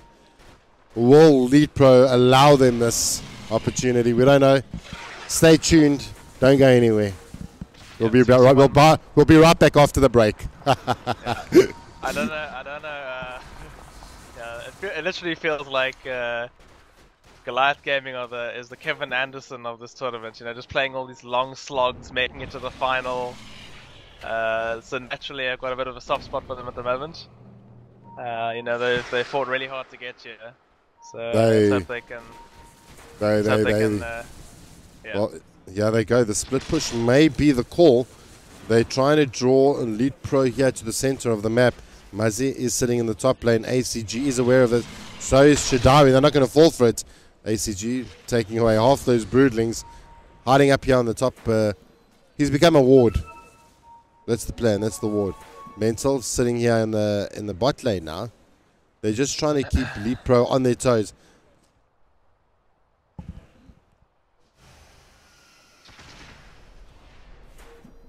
But item progressions, we do have the Moonshard locked and loaded for Deppy. He does have phase boots levels 2. Pretty much other than that, not too much change. Whelp, he has got the refresher now, so that is actually quite a big pickup. Here we go, RDK finds it. They're going to pop it, and Muzzy exploded. Muzzy got... I mean, half his team is around the map, but Muzzy just... hanging a little bit too long in the top lane. And that's unfortunately just going to delay things to the side of Goliath. I'm not sure how long does Aegis still have? Can't actually tell. So probably another 4 minutes. I don't know if it's that long. It feels like they've had Aegis for a very long time. So because it expires after 5 minutes, obviously. So if Muzzy down for still another minute, so maybe. In fact, this might even be an opening for LeetPro to see if they can get an objective or two. Yeah, it seems that Goliath Gaming was in the driver's seat. They had a little bit too much to drink, and due to policing laws, driving under the influence, they had to hand it back over to LeetPro, and it looks like they're now in the driver's seat. They're now pushing in bot. There goes the Aegis. The Aegis times out. Muzzy does have buyback. He's going to try and see if he can save it. LeetPro pushing into the bottom tier 3. Arrow flies out. Not going to catch anyone. There comes out the rock. Catches out Jappa. Instantly brought down. Mystic Flare as well to boot. The mid. There comes the Rapture out onto ACG. ACG may be able to survive through this. Kotta trying to close the gap, but he actually got forced off down onto the low ground. Now RDK fighting it out. Jappa trying to deal with it. The Nightmare out onto Slickilish himself, keeping himself alive a little bit longer. But wow, all of a sudden, Jappa takes down ACG. They're trying to find more. Kotta goes down. Deppy gets the Cryptified out, and that is going to be good enough. Almost a 5-man team wipe for Goliath Gaming, and I take that back. Goliath Gaming was not out of control. They're in control, and they defended. Yeah. They defended their lane of racks. Yeah, now I get this feeling like I hope that's not the case, because we want to see a few more games of Dota, but this is becoming one of those games where it's just like one team pushes up, forces buybacks, loses a fight, other team comes back to force some buybacks, then like the opposing team has to buyback as well, and there's a waiting period while people wait for their buybacks to come off cooldown, and then rinse and repeat. I feel like we've had like a good few minutes of the same thing happening over and over. Well, maybe they can force out a couple of buybacks. There it comes. Buyback 1, buyback 2, buyback 3. Wop is down. Muzzy, he gets his kill. He's going to now back off. Mental. He's in a little bit of trouble now. There they go. ACG jumps in. They get the kill, so they get support for support. Kotta is down as well, but I mean, that was from the last team fight. And then I think after that pick-off, they just backed off, because trying to fight without Kotta, they got 3 buybacks out of that. So that was a big win for Goliath Gaming. They're pretty happy with that.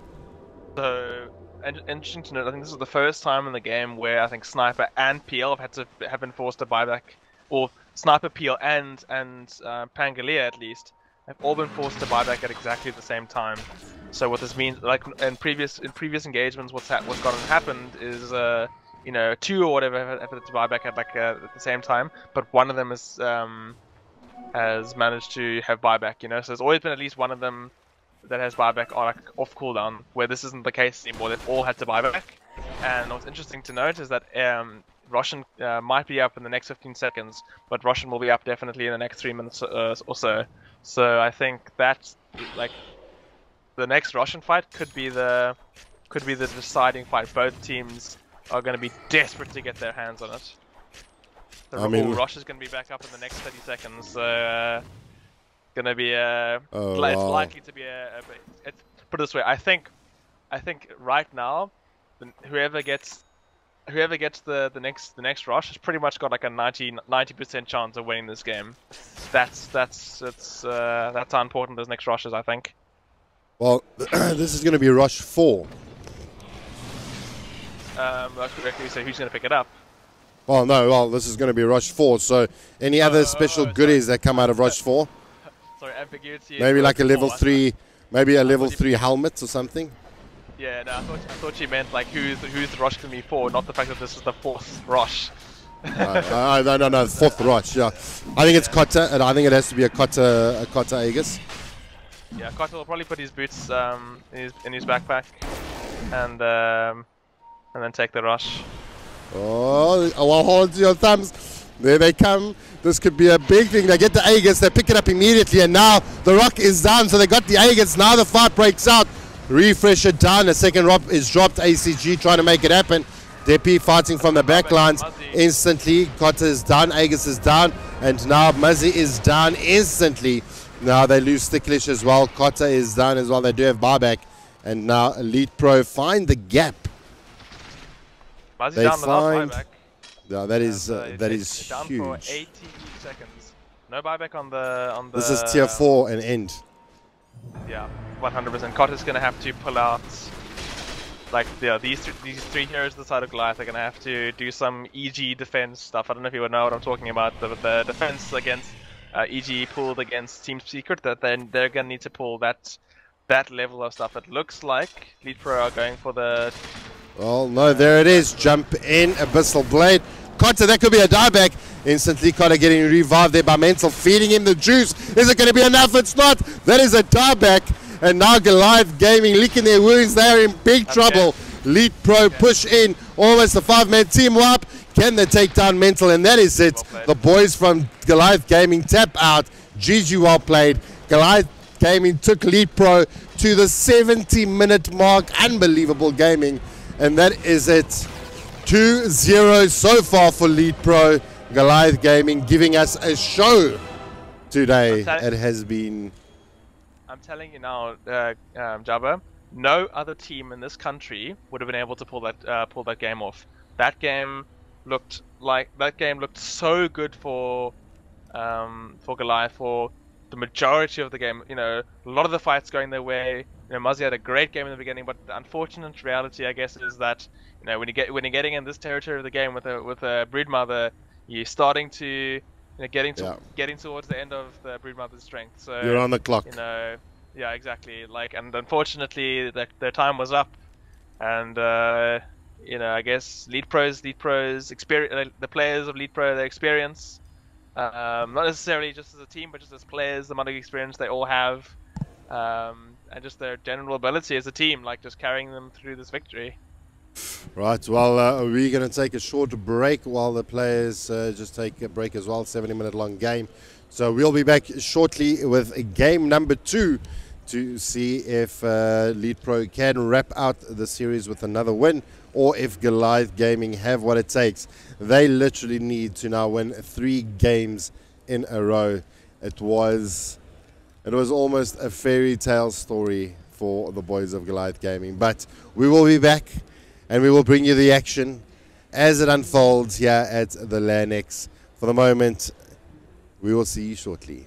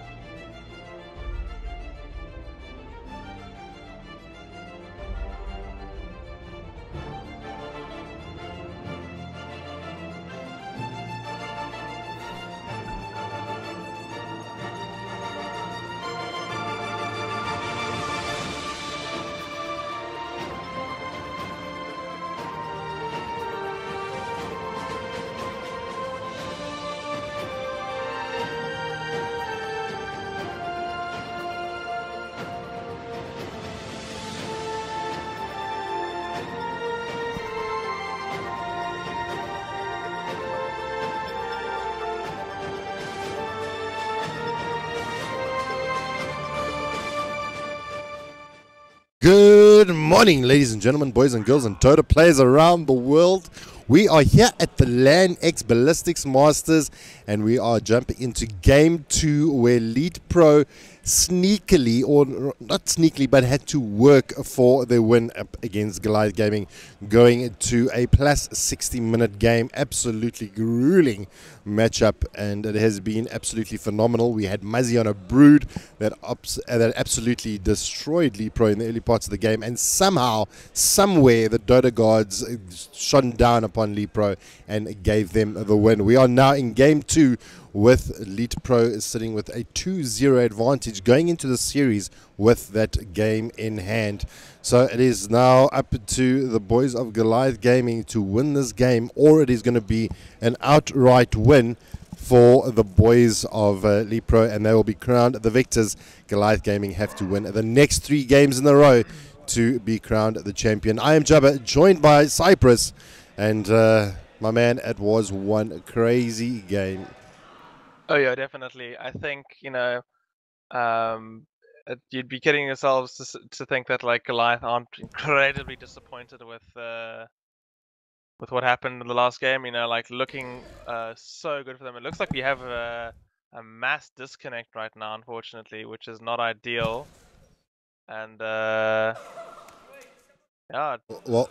Okay, Jappa pausing the time, so now we're not losing any more time. Anyways, as I was saying, now that I have a bit of time while the draft isn't continuing, Goliath just need to ignore what happened in the last game. Like they played incredibly well, and just take that from the game. They just got unstuck, unfortunately, towards the end. LeetPro managing to pull something special out of the reserves, managing to just take the game in the end. But Goliath just need to treat this as a new game. Don't worry about the result from the last game. Brush yourselves off. They've proven that they can fight toe to toe with these guys. So now they must just prove they can do it again, and this time go away with the victory. Well, looking at the way that the game was played, I mean, for those of you that didn't catch Game 1, it was an absolute slagfest where Goliath Gaming, first part of the game, was completely dominant over LeetPro, and then eventually LeetPro started finding their feet. Deppy on the sniper started creating some space, started picking up some crucial kills. We then had RDK on the PL that started to come to the party, getting things done, making things happen. And eventually, I think the draft that Goliath wanted to do was try and push high ground by 30 minutes. Unfortunately, what had happened was LeetPro just defended, and it just made it difficult for Goliath to actually make those big plays. So they also picked up. I also saw they picked up BKBs like around about the 30-minute mark on all their cores. So the intention was to go high ground, and by the time it went to the 60-minute mark, all BKBs were on like 5 seconds. Yeah, for sure. I mean, like the fact that it was late game really hurt Goliath Gaming quite a bit. Just the fact, like, the fact alone that they had a Broodmother on their team is, you don't want to be going super late when you've got that situation. Like Broodmother, like I mentioned to you after the game, was like you don't want to be going that hero when you've got, you don't want to be going to like past 40, 50 minutes. Like let alone 70 minutes with that hero. You start. The whole point of Broodmother is to like dominate your lane super hard, and then use that to snowball during the mid game, and then win the game in like 35 to 40 minutes. And that unfortunately didn't happen. PL and Sniper managed to get their items up, and just became very difficult for Goliath to just take advantage of how big Muzzy was. And they managed to hold on. Muzzy did really well. Yeah. So I mean, we keep talking about the game, but it was absolutely a phenomenal game, Yeah. because I don't ever think that anyone actually, I did not, and for this I apologize, but I never actually gave Goliath credit for their potential. And this game here showed me. I mean, they took Sinister 5, they knocked Sinister 5 out of this tournament. They now almost won the game against LeetPro. I mean, these guys, they are high contenders, and they've opened my eyes, baby. They've opened my eyes. I mean, big time, right? I'm a believer. It looks like we're going to be having a remake. Unfortunately, some of the players accidentally left the lobby, so yeah, it looks like we're going to have to remake the lobby. Yeah, I just got a PM from Mr. RD. Thanks, Mr. RDK, for keeping me in the loop as we jump back into the new lobby. So we will, this game will get started pretty soon anyway. Most of the players are at their desks.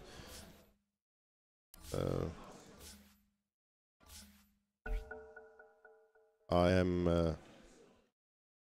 RDK, why are you my slot, boy? Cake net. Mr. RDK will be casting with me from now on. I'm going to show you the screen at the moment. Okay, now he left. I think you guys just caught it on stream. Anyway, so let me just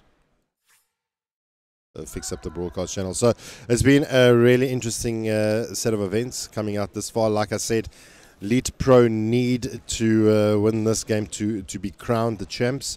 Goliath Gaming have to win another 3 games on the trot to make it happen. Mr. Cypress, are you... yeah, sorry, no, I just assumed that we're going to be making the lobby scenes. I've left as well. It is. The lobby's up. Okay, cool. The lobby is up. Alright. There you go, toggle, and boom. And there we go. All right. So we are back in the lobby. The lobby has been rehosted, waiting for the game to get underway. The players are calling for the game to begin as we move into game 2. So we'll stay on the line with you guys, because we're amazing. Well, at least for the stream. For those of you in game, well, you're just gonna have to rejoin. Unfortunately. Yeah. So what do you think? What do you think Goliath is going to want to do now? I mean, like, if you were in their situation, what do you want to do? What would you tell them, or how would you want to play this? I think perhaps the best chance right now is to go for something that that's gonna throw. I mean, like They did incredibly well against LeetPro because they threw LeetPro under the bus with the Brood Mother pick.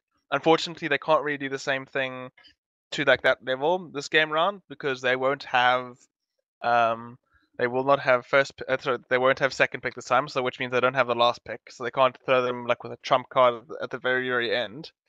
So best thing to do is just go for something that you practiced a lot. Go for something that has given you a lot of success at this tournament so far, and just sound like a kiddie poster, but just try your best. Like try your best, do what you know that works, and if it gives you success, then try something along those lines again for the second game and for the third game. Right, so I've been chatting to the guys in lobby. Looks like the game is going to be getting underway pretty shortly. And yes, do your best. I mean, Yeah. both these teams can slug it out. They have been doing amazing jobs, but finally we are back into the swing of things. The game is up. Bans come through thick and fast. They're going to continue with the same procedure, and now is the point where things get a little bit tricky. Now, what do you start banning out? Do you ban out those big heroes that cause the problem for LeetPro? Is Brood a worthy ban? I think Brood will only be a worthy ban if the LeetPro suspect their draft can't handle it. Like I said, Brood is one of those heroes that it's either really good or really bad, and that's because it does have some severe counters and it's that are available. So if LeetPro draft and like LeetPro will probably have to do one of two things. Either they have to make sure their draft can cope with a Brood Mother pick, if it's available for Goliath, if they let it through, which I'm sure they'll be very mindful of. Or they ban it, like because they'll need to do one or the other because they've now, it's now become very evident that Goliath Gaming are willing to pick that hero. It's Muzzy is willing to pick the hero, play the hero, so and it almost won the game for them. So LeetPro will definitely need to bear that in mind for sure. Well, something I have noticed, they haven't banned out the techies. Yeah, I was gonna mention that as well. So who knows? Maybe Jabba gets to see a techies in this game. No, just saying. Just saying. Yeah, I mean, like I'd be surprised if Goliath pulled it out. I'd be very surprised if it's something they practiced or something they'd be willing to play. It's not a very conventional pick by any stretch of the imagination. But we'll see. Like stranger things have happened in Dota, and it is in Captain's Mode for a reason. It's there to be picked. So don't even tempt me. Yeah, don't even tempt me. Who knows? Like we might see a techies in this game, but we'll just have to see what Goliath have up their sleeve. So both teams, they've gone for so far the green strat, the green Treant, the green Wind Ranger, and the green Enchantress. So we'll see if they continue with form. So far, the Treant Protector going to be playing that position 4-5 position. What position do we play? Do we play tree 5? Eh? Okay, He's not 5 or 4. Kind of depends. It can be played in both. Nice thing about LeetPro is that LeetPro's draft is that it's quite open at the moment. Windrunner could be played mid, it could be played offlane, it could be played support. And it basically depends on wherever they want to play this Windrunner. If they want to play it as support, Treant will go 5. If Windrunner is being played, in a core role, then Treant can be played 4 or 5. So very, very open from the side of LeetPro so far.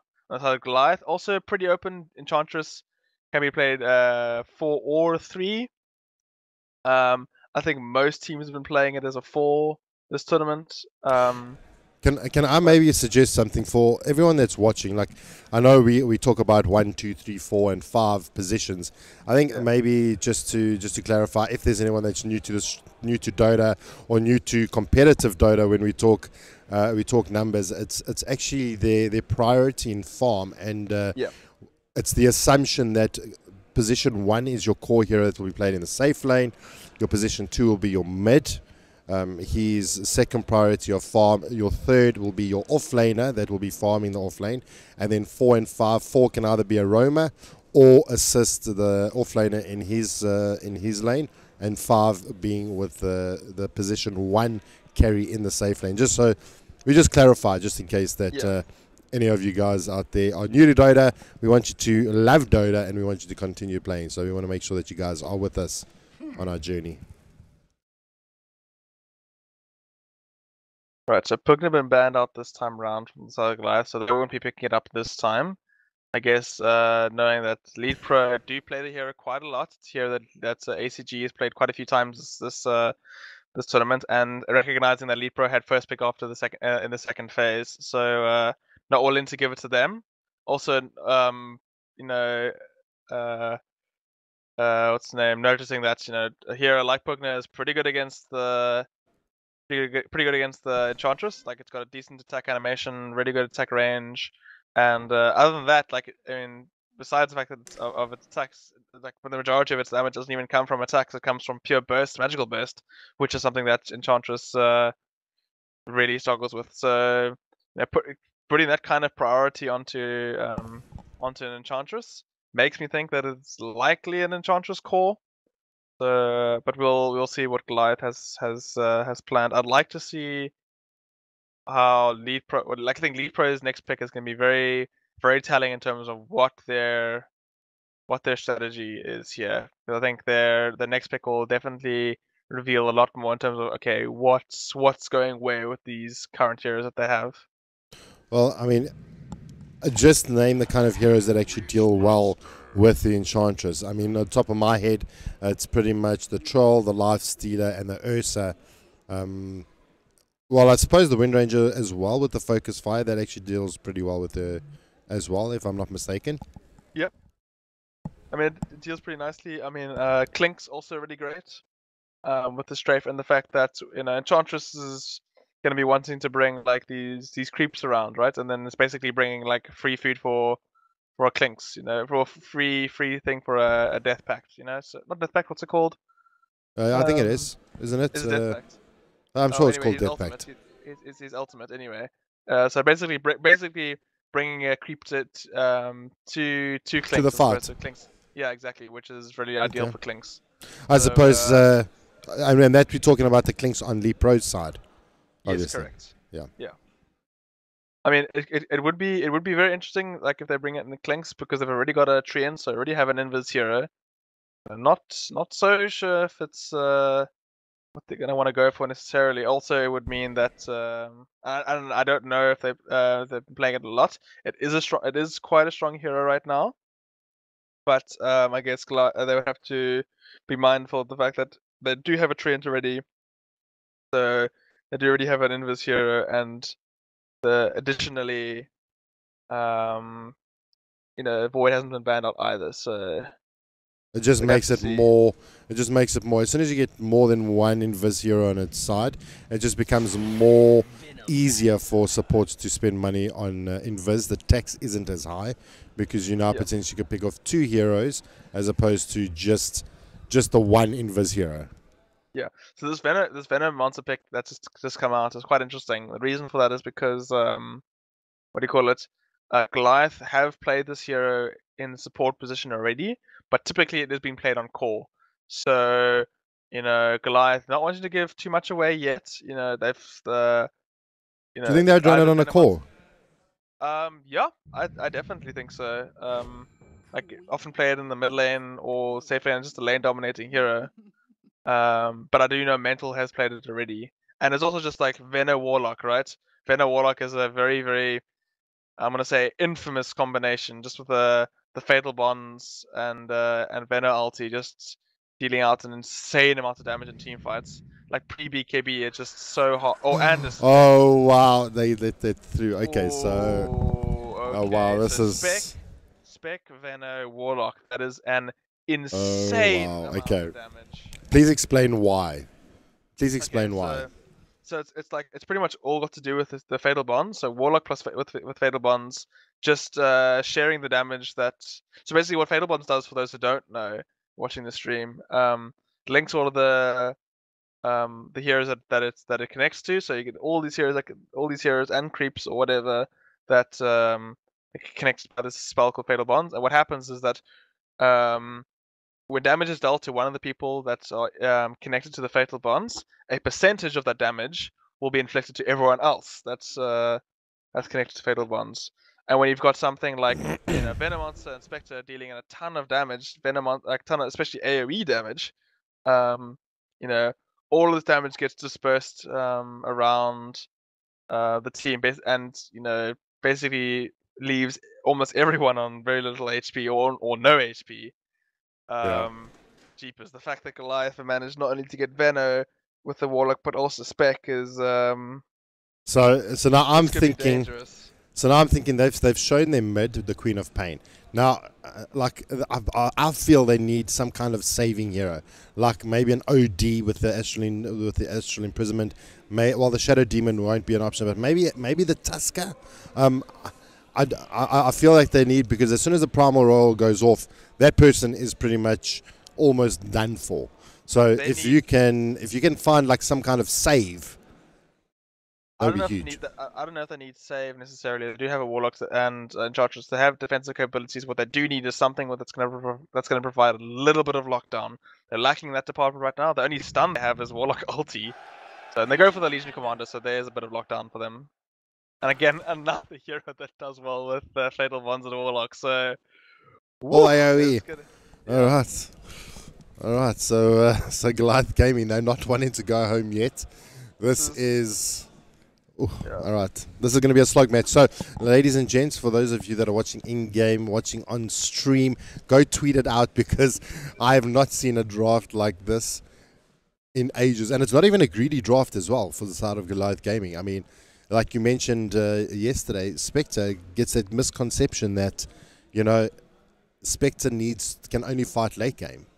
Yeah, for sure. I mean, Spectre, it's not that fact, though. The moment you get that Radiance up, like... the moment you get the Radiance up, it just like that's one of his big power spikes, right? Like, and the thing about Spec is that it's weird because you don't actually realize how much damage he's doing until like it's too late. You're like, oh, he hits you once or twice, it's not too bad, and all of a sudden, oh my goodness, this thing is tearing me apart. And as soon as your team starts dying, you are taking more dispersion damage. So the damage actually exponentially gets greater as your team starts dying. And the thing that makes just Spec so strong at the moment, it just feels like this hero is like impossible to kill at times. Hero is really tanky as well. When you go for items like Vanguard and stuff, which I'm very, very sure they will do. Oh wow! Okay, so LeetPro opted the RDK Morphling. RDK Classic, RDK Classic of Morphling. Yeah, so which is I like because is this a mid Muzzy? This is a mid Vena. Yeah, mid Vena. Okay, well it would have actually been assumed because of the Legion Commander. So yeah, correct. So it would have been assumed. It was. They've swapped now. So Japa is playing the. Nope, now it's Mental. Okay, so what's going on here? What's their plan here? They're swapping around. Trolling us. That's what their plan is. Yeah. So, okay, but I see Muzzy buying up now in the Legion, so it is going to be a mid Legion Commander.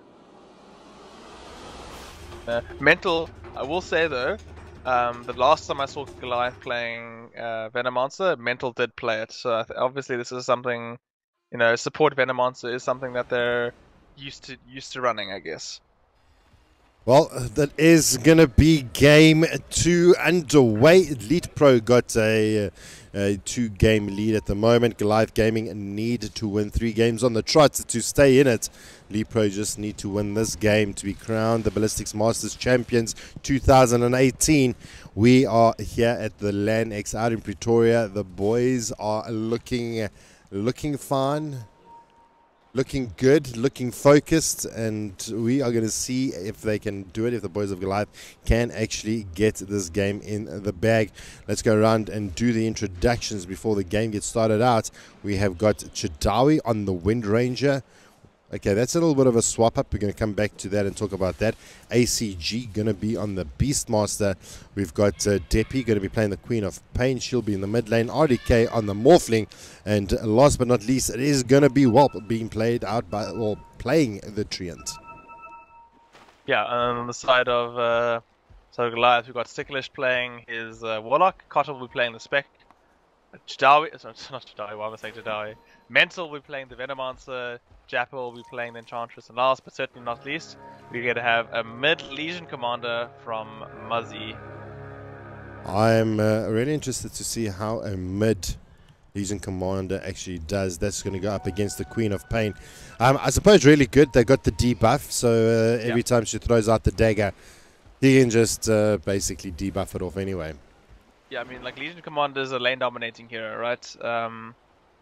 And with overwhelming odds, it's gonna be, you know, he can throw his own punches in lane as well. So the debuff is a big factor. You know, take off the, like he just did there now, takes off the dagger, but also provides him with a little bit of sustain in lane, you know, and it's that's gonna help him a lot this lane, I think. Well, the game is underway. We are 38 minutes into it, and Muzzy already got 4 and 1 CS. Yeah, and the courier already been. Did I see? Yeah. I thought I did see that pop up. What happened? I didn't. I think it happened in the top lane. Just got unfortunately killed by the. I don't know who it was, but it must have been like either Mental or Sticklish killing it. Or I've just realized like Mental and Sticklish are in this lane together. So what's going on here? Wait, no, wait. It's a tri lane. Yeah, it's a tri lane. Yeah. Cotter, Sticklish, Mental against ACG and Whelp. I'm more interested to see the support Wind Ranger. Yeah, well, support Windrunner is quite popular. Has been played quite a lot in like high level pubs, and even competitive games as well. Epoch uses it quite a lot this tournament. It's been used quite a lot just generally, so definitely not uncommon. And just looking out here in the mid, Muzzy actually having a whale of a time. Deppy sitting low HP, actually climbing up high ground pretty comfortably, tempting out the overwhelming odds. So he's having a fantastic time. Looking in the top lane though, a couple of pings come out. Whelp, ACG trying to hold back the tri lane. How do you see this going out here? Do you but hold that thought though. Hold that thought 1 second. I see Vino trying to do a little bit of rotation. Does actually have double damage. Deppy needs to get himself out of there. Does actually have Blink. He's got a 1-1-1 build at the moment. So he's got all the tools in the bag to just give him that sustain that he needs. Yeah, so I mean, Veno obviously with no lockdown, you're not going to be killing the Quap, unfortunately, unless Quap makes a horrendous mistake, which I doubt Deppy will be doing. Deppy's a bit smarter than just blink on the Legion, right, and hope for the best. You know, the way Quap's gonna win this lane or do well in this lane isn't by jumping on top of the Legion. Legion will just even if Legion's alone, he'll dominate that. So he needs to keep his distance. Then maybe, there you go. Yeah, keep his distance and try win the game, like try win the lane like that. Well, I mean, here we go. Muzzy gonna try and heal himself up. Deppy having to salve up. I mean, this is actually, it's not often that we sit in the mid lane and see what happens, because normally the side lanes are the more entertaining sides. But I mean, this matchup mid is gonna be phenomenal. Yeah, just I mean, to sit and watch. Top lane for the most part, I think, is going to be largely a farm fest.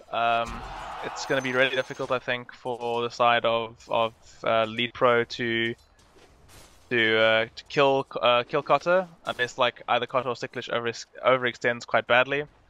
Cotter, with having the buffer of the Warlock behind him, going to make it really difficult for him to die. And then on the same breath, like, yeah, well, as I'm saying this, it looks like LeetPro are switching out their lanes. So ACG is just teleported bottom to deal with that. Well, I think maybe it gives him a little bit more kill potential with RDK up against Cotter. Yeah, so so this is how they're gonna run the lanes. So Jawi and ACG are gonna be bottom, and RDK and And they swap him back. Vino's going top. Carter in a little bit of trouble there. There comes out the Gale, stopping immediately the punishment from WAP. There comes out the TP, nothing to stop it. They changed targets to RDK. RDK did TP in, so even if he had a TP, that would be on cooldown. And he's just going to waveform away.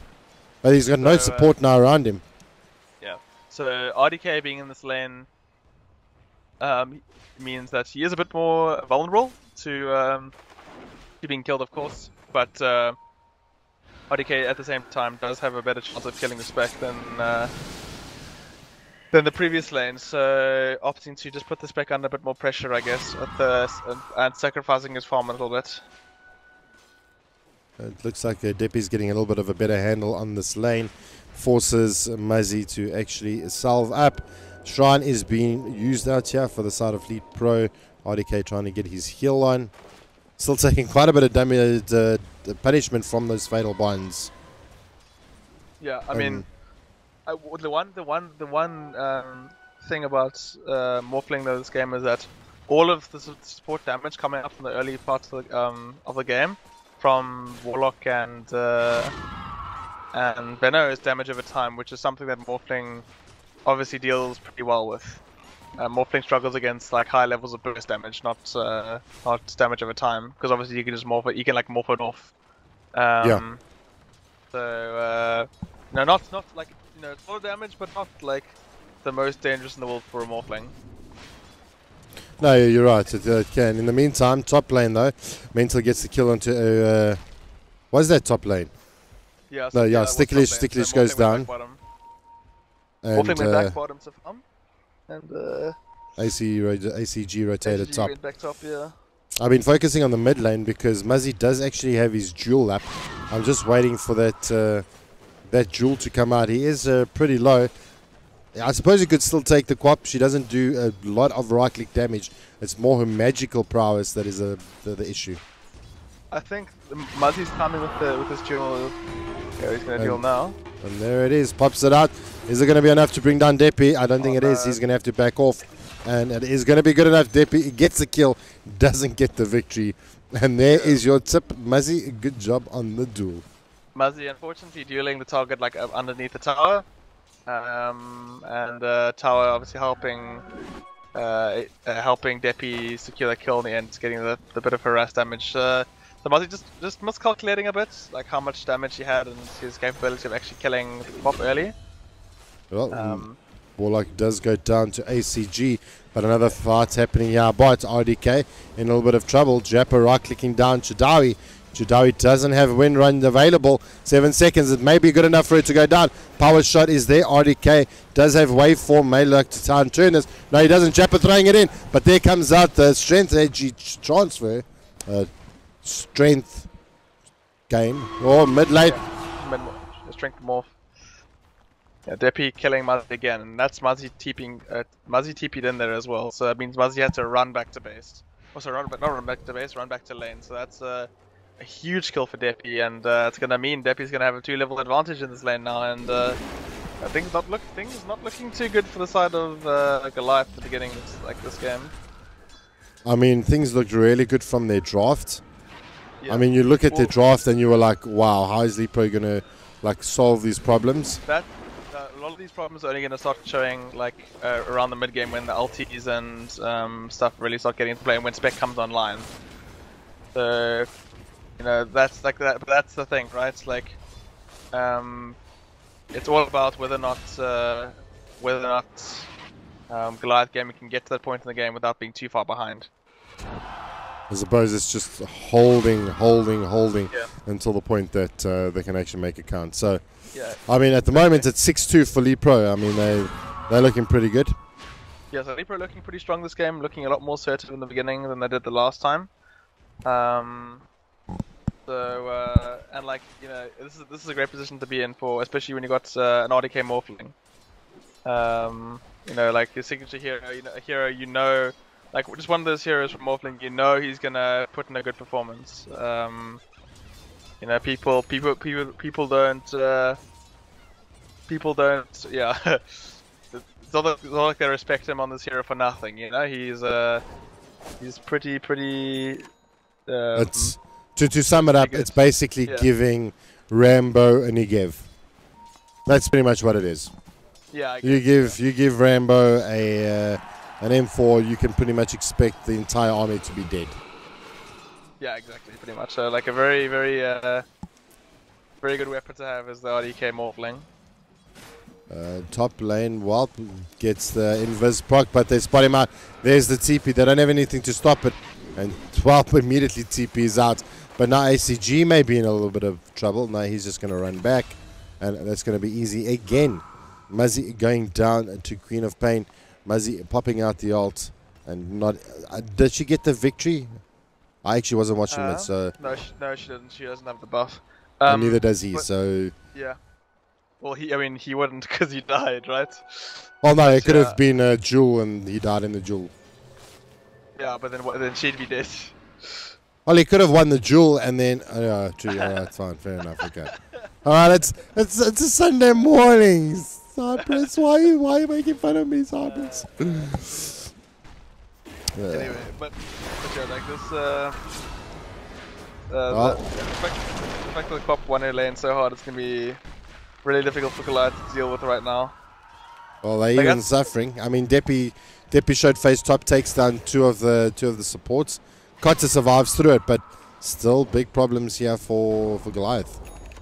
Yeah, exactly. I mean, Goliath's saving grace is that the bottom lane is going really well for them. Jappa is getting quite a bit of free farm, and just taking the tower bottom. So that's going for them. So what Goliath are going to have to do is just play around this, right? Play around Jappa and his farm. See if Jappa and Muzzy can do something together. Because Jappa's Goliath's only real Jappa's Goliath's only real early source of burst damage. So if Muzzy wants to get a couple duels in to start, getting some of that duel damage, I think Jappa needs to be with him. Well, they've pretty much. Jappa's moving to the mid lane. Yeah. Oh, he showed too soon. He showed too soon. That would have been a dead Deppy. Unfortunately, it was also just positioning from Muzzy. I'm not saying Muzzy's positioning was bad, but it's just like he wasn't really in position to make that play. And it's like as soon as you press the attack and run like aggressively at someone, that's generally a sign that you should probably back off. So Deppy taking the hint and getting out safely. This must be super frustrating for Goliath Gaming. Every time they try and combo their spells, you just get a mass TP coming in, and they just TP out. I mean, that must be the most frustrating thing. You do everything, and then okay, cheers, boys. Well, there's the net. It has been rooted. ACG, the man of the hour. Walp is in the vicinity, going to be able to root them out. Jappa does have the he gets caught up by Chadawi. Beautiful power shot coming in. Kotta's turn now to actually TP out. No ledge to actually keep her in place. And Sticklish does go down eventually to a Deppy. 2 down for the side of Goliath Gaming. And it feels like slowly that Goliath are losing their grip on this game. Yeah, I mean, like I said, a lot of this has to do with the fact that the fact that Deppy managed to win his mid lane so hard. And I look at the level difference between Muzzy, Muzzy and Deppy. Deppy is 4 levels higher than Goliath's next highest level here, being Muzzy. So like almost 3 because Muzzy's almost level 10. That is, and that is significant. That is a significant amount.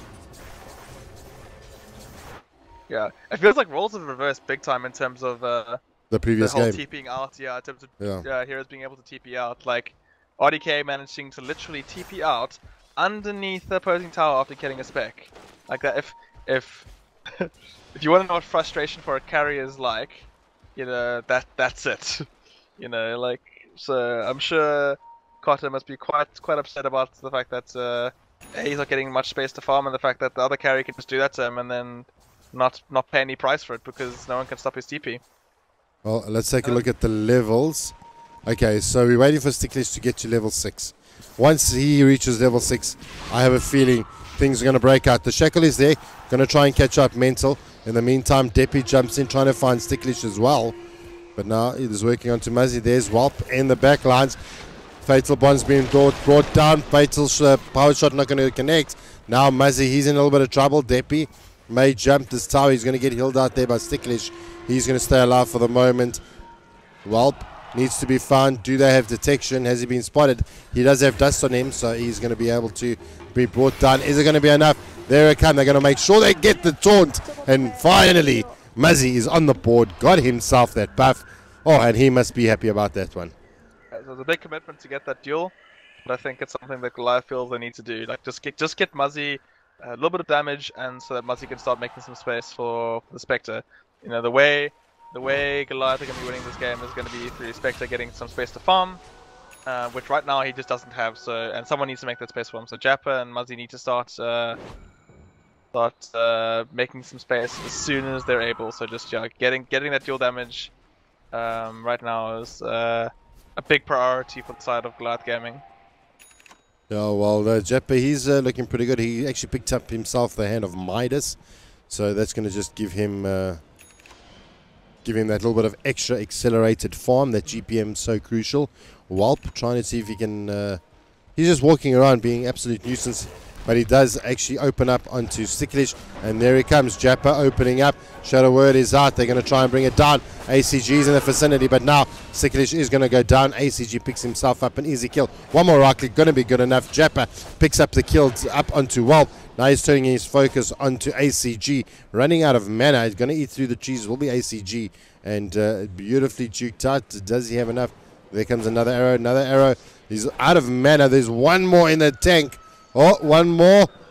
There we go. Then you have it. Jappa does it. In the meantime, while that was taking place, Deppy did manage to find the kill on the Vino. So Jappa actually being able to get some action happening around the map. Oh yeah, big time. Yeah, like I said, Jappa and Muzzy, two biggest heroes on the map for the side. Jappa actually the biggest hero on the map for the side of Goliath, and you know, Goliath just need to be playing around these two heroes while Spec tries to find some space to catch up. You know, like you just need to all they need to do is buy Spec a little bit of time, you know, so he can get his Radiance up, get like maybe a Manta up as well, get a couple items. You know, the main point is that like this game isn't over as long as Spec can just find a little bit of farm. You know, like if it gets to about 30 odd minutes and LeetPro still haven't taken a bit of the base of Goliath, and Goliath always still have a chance in this. You know, with the Spec pick. Spec is just so difficult to deal with. Yeah. So Sticklish is playing the drums in the mid lane. He's taunting out the Golem. I don't know if you heard it, but the bass is really cool. We could actually make a song like yeah. Whatever, I don't know. I'm just I mean, if Whelp comes to the party as well with like spamming his overgrowth, they can make a serious rumble. Hey, we could be onto something, Cypress. We could be onto something. Dota sounds music. Yeah, what's it? Like I forget if anyone in the stream can bring the name for me, but it's like when you get like a whole bunch of drummers together, and they basically make like a band. There's like a specific word for it, and it's escaping me right now. So instead of all the voices being an a cappella, bot lane, no, there comes out the Jewel. Not going to be able to actually get the kill onto ACG with the Jewel, but the TPs do come in. Beautiful latch. There comes out the Raw, but the lock has been dropped, and ACG, he's going to go down. Shadawi, he needs to get himself out of there. And now all of a sudden the boys from Goliath are looking at closing out the gap. Muzzy has to pull off. Shadawi actually still throwing out the arrows, but not giving the kill towards Kota. Jappa picking it up, and nice rotations coming out from Goliath. And before you know it, they are clawing themselves back into the mix of things. Yeah, but like as this is happening, Deppy is pushing top and causing a bit of nuisance in the top lane. But having said that, like these engagements with Goliath are incredibly crucial for them to stay in this game. Just like pegging Goliath back, making sure that Goliath don't run away with this game. And giving Cotter some more space to farm and more space to get his items up. You know, the one thing about the Legion Commander pick is a simple counter towards him is Lincolns. Now, you got a natural Lincolns carrier, the Morphling, RDK, which he has already got it. Deppy, he's building it towards it. The bot lane though, there comes out another jewel on Warp. Not going to be enough to actually get the jewel kill. And he's going to just probably be able to run it off. They are tracking him out because of those... Protection wins games, that's all I'm going to say. Oh no! They catch Muzzy! They TP to the same area! And it was just because Mental clicked on the TP button first. Yeah, like straight after that engagement, Mental, buys himself a pack of dusts. Like understanding that's a bit of a misplay from him. Like, you need going for these kind of kills, going for kills on especially like a treant. You've got to make sure you've got detection on you. Like if one of them, it's just 180 gold and you get a kill on the hero. So just need to make sure that like at least someone, has dust on them for those types of engagements. Yeah. I agree. I mean, you shouldn't be leaving the base as a support without dust, especially when you've got a tree running around the map. So now Sticklish has actually got. It was the Vino that was lacking this time round. There you go. He does actually have it. So he's a lot better. But Chidawi is going to spot out Sticklish. Not actually going to be able to latch. The pings come out. They see quite a big stack here. And they may try and take it. There you have it. Deppy going to right click down those creeps there. They're going to actually spot it out. Oh, Muzzy, can he find the pick off? Chidawi going to get himself out of there, and well, they managed to protect the stacks. Yeah, for sure. See if Jappa's going to steal any of this. Okay, Jappa's going to take a couple of things, I guess. Get Jappa big so you can make more space for Spec. Spec isn't going to be that side of the map anytime soon anyway, so Spec farming the top side of the map. So Jappa just making quick work of those stacks, is taking a little bit while he can, and now Jappa pinging it out, selling Cotta. They just stack, go farm it, get your items. So and Cotta not too far away from his Radiance. Almost 3.5 gold in the bank, 3.3, 3.4 gold. So he's almost has enough money for his relic, and he's like about like 60, like basically like 60-70% of the way until he gets his Radiance. So getting there slowly but surely. Well, they are getting there slowly but surely. They got Deppy and Chidawi in the bot lane. Something really interesting is Chidawi's actually pretty farmed. I mean, he's got the phase boot, but there comes in the roar. The jump comes in, down on the rock, and now we got another Jewel 1. Sticklish picking up the kill onto ACG. They turn it around. Chidawi goes down. Now Deppy needs to get himself out of there. Cotta, he's also pretty low HP, but while that's all going on, RDK and Warp punishing the tier 2. Deppy rocks up as well, and that is it. Tier 2 down. So even though they lost the 2 players, they're going to get an objective for it.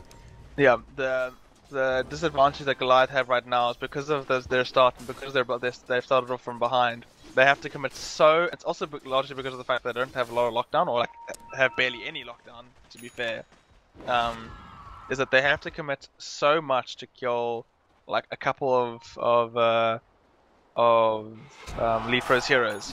And while that's all happening, while they're winning fights and stuff, LeetPro's getting an objective or getting stuff done like a different part of the map. I mean, they won a fight bottom earlier, but Deppy wasn't there, and Deppy managing to put pressure on the top lane, and now they want to fight bottom. Yes, Muzzy got some dual damage, which is great, and they won the fight there, but the RDK and Whelp not even there, sitting middle and taking the middle tower. So just they need to get a handle of like trying to get a bit of map control, making sure that stuff doesn't happen as regularly. However, it'll be like the one advantage I could say of losing all your outer towers is that that kind of stuff. There's like less gold for the enemy to get out of the map if they're not fighting you. If your lanes are pushed out. Yeah, it makes it a little bit more difficult. I have noticed Cotta has picked up his relic, so he's a little bit late on his timing. But not drastically. I mean, he's got phase, he's got Vanguard, and he's got Aquila. Then going into Radiance. Generally, you want to have it sub 20 minutes. So he's not looking too bad to pick it up with all those items regardless. But we do have the boys of LeetPro in the vicinity. Deppy immediately blinks away. Yeah, I mean, to be honest with you, considering the context of this meta and the fact that like it's not really a farming meta, his timing is fine, I think. And like it's like, and it's also because like his lane, he didn't really have the best of lanes with regards to farming, and they're picking up a kill on Shadawi, which will help him even further to get Radiant up as soon as possible. And it was dual damage. So Muzzy having a little bit of a shaky start, gets himself 46 extra damage onto himself. While that's all going on, another objective is being taken. Yeah, rush. So what's the name? Now RDK has Rush in his hands. Like a Morphling, yes. RDK is massive right now. E-Blade, like E-Blade Lincolns. So let's put this into context. RDK's morphing as an E-Blade Lincolns and a Aegis now. Where in comparison to Kotter's Spectre, who's only just now finished off his Radiance and he's got a Vanguard. So Morphling, like, okay, well, technically 3.5k or 3k 3k net with lead at the moment, but feels like it's a lot more, to be honest with you. But you'll see now with his Radiance, it'll help Kotter catch up a little bit, and it means that Kotter is a bit more of a factor in fights now when he does start contributing and start fighting. Well, what we're going to see, bot lane though, Muzzy gets caught out. The TP, is it going to be enough? No root. Oh no, it does get cancelled out. But the rest of the team is there. They bring down the rock. Bramble Raw is there, so Sticklish goes down. They lose the rock. So that is a problem. In the meantime, mid lane, Kotter does go down to Deppy. Jappa, he needs to get himself out of there. So Goliath Gaming spreading themselves a little bit thin and not being able to complete any of those fights. Yeah, and unfortunately, pretty much like all of the cores down, like except for Jappa, dying all over the map. You know, RDK and Deppy managing to kill the Spec middle, and then Muzzy and Sticklish going down to the Beastmaster and Brent the bottom lane. So not what you want to happen. And now LeetPro knocking on Goliath's door. This time around, the game has changed. There's the Eve. If that was a wave, that could have been pretty much a dead Jappa. Decides to actually restrict himself. I think he actually ran out of mana. No, he actually did have mana. Yeah, so you know, the later this game goes, unfortunately, it's Jappa's gonna have a harder and harder time. And the reason for that is because, you know, like we pointed out, Morphling's already got his E-Blade. You've got really farmed. Pop is only going to get more farmed as the game progresses, and Windrunner with the amount of burst damage she has.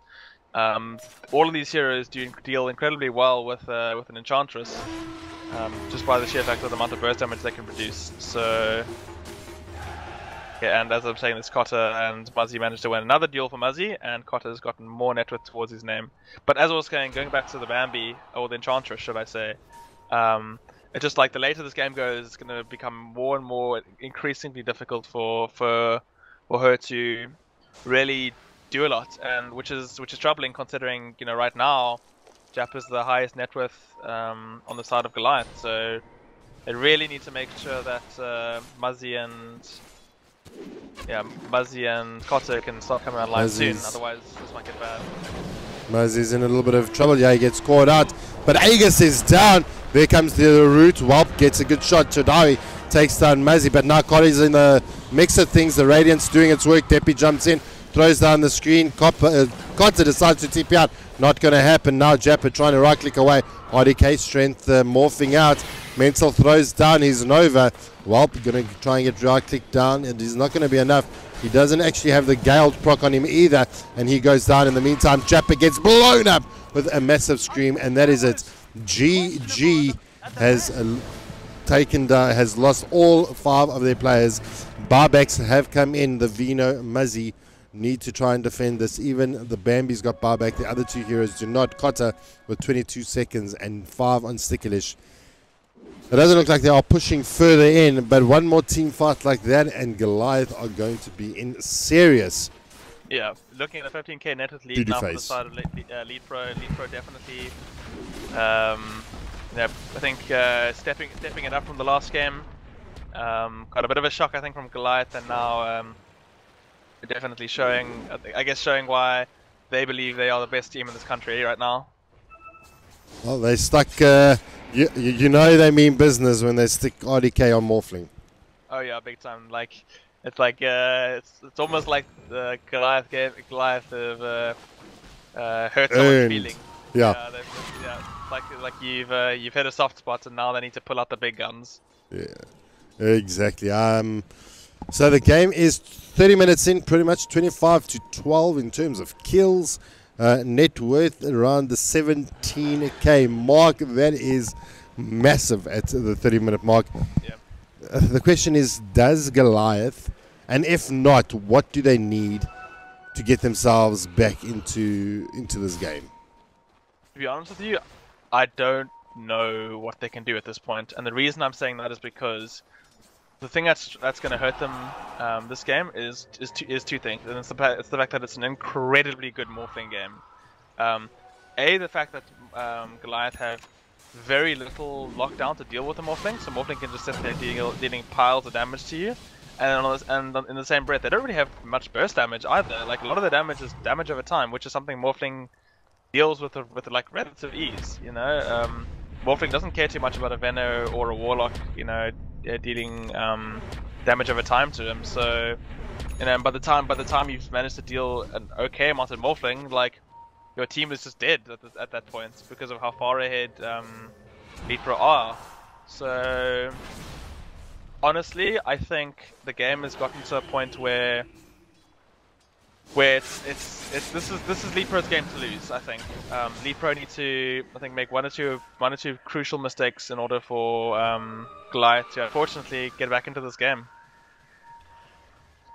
So, if there's no light at the end of the tunnel, LeetPro now have got Goliath gaming trapped in their own base. They're not wanting to leave either. So things have changed. I mean, from the game 1 to now, it has been a role reversal. So considering the way game 1 went, we could almost say, according to past experience, Goliath gaming are going to win this. But here comes the opening. Sticklish, he's going to be the one on the attack, but RDK messes up the shotgun, throws it down on while preventing him being attacked. Mental throws down the Nova. Depi doing some serious damage in the backlines. They're going to be able to bring down Jappa as well as Muzzy, and now all four down. Barbeck coming out onto Jappa, and Cotta sitting in the sidelines here to run back to base. He got really low, but they're pushing up high ground. Jappa throwing out the deeps. Is it going to be enough? There's the shotgun. It's going to be good enough. And now it is only Cotta left alive to actually defend against this. Do they go straight tier 4s, or do they go and finish off the rest of the racks? Depi may actually be a bit of trouble here. Cotta actually going to haunt for this. Going to get armored up there by Tree. And Depi may actually go down here. It is Cotta managing to solo kill down the Queen of Pain. But it doesn't matter, because now the top lane of Rex is also fallen. And now Sekirish managing to just throw out his Fatal Bonds, drop the rock. RDK going to try and make a play on Sticklish. Lincoln's has been popped out. RDK throws down. No, that Sticklish is upheaval, but RDK switches back to his Morphling self. And Cotta got that Radiance burn. Depi's back in the swing of things. Throws down the dagger. Cotta can't move anywhere. He's super slow. In the meantime, bot lane, ACG, Whelp, and Chadawi making easy works of the racks. If LeetPro do win this game, which they do look like they are going to do, this is going to be it. They're going to be crowned the Ballistix Masters champions. They do come back in. Whelp stops the onslaught, jumps in there with an overgrowth. There comes out the scream. Cotta pops out the blade mail. ACG tries to run away. TP almost coming up from Muzzy. Muzzy goes down. Cotta, the last one alive, standing in front of the all odds. He goes down as well. And that is pretty much it. The boys from Goliath Gaming tap out, as LeetPro are your champions of the Ballistix Masters at the LanX down here in Pretoria. Has been a phenomenal game. Game 1 was for the records. Game 2, a little bit of a bad starting for Goliath, and they couldn't get back in the swing of things. And it was a phenomenal series. Yeah, just one of those things, like with this matter, is that you lose. Muzzy unfortunately lost his lane quite convincingly to Depi, and Depi managing to to make the space needed for RDK to just run away with this game. Like RDK got so much space this game, managing to get like his items up really quickly, and then it just got to the point like RDK didn't even need a few items, didn't need that many items, and it just felt like there's nothing that that Goliath could do. I mean, Goliath draft is strong on paper, you know, Warlock plus Veno plus like, you know, all the things to go with the Warlock and the spec and whatnot. But it's just like, you know, the last pick for Morphling just proved too much, I guess. Well, that is it. The finals came down to 2 games out of the series, LeetPro winning both of them, and that is going to put this series, this tournament to rest. We are going to be packing up the teammates. The teams are actually shaking hands, smiles on some of the LeetPro faces, even a smile on Muzzy's face. I mean, out of everything. So the boys had a great time here. Obviously disappointed at the outcome, but still making it to the finals, and nothing wrong with that. So I think we're pretty much done. I'd like to just say a special thanks to you, Sipes, for helping me out this weekend, casting with me. It's been a great job. Yeah, I've enjoyed it thoroughly. I'm always happy to help out where I can. Obviously, when I'm not playing myself.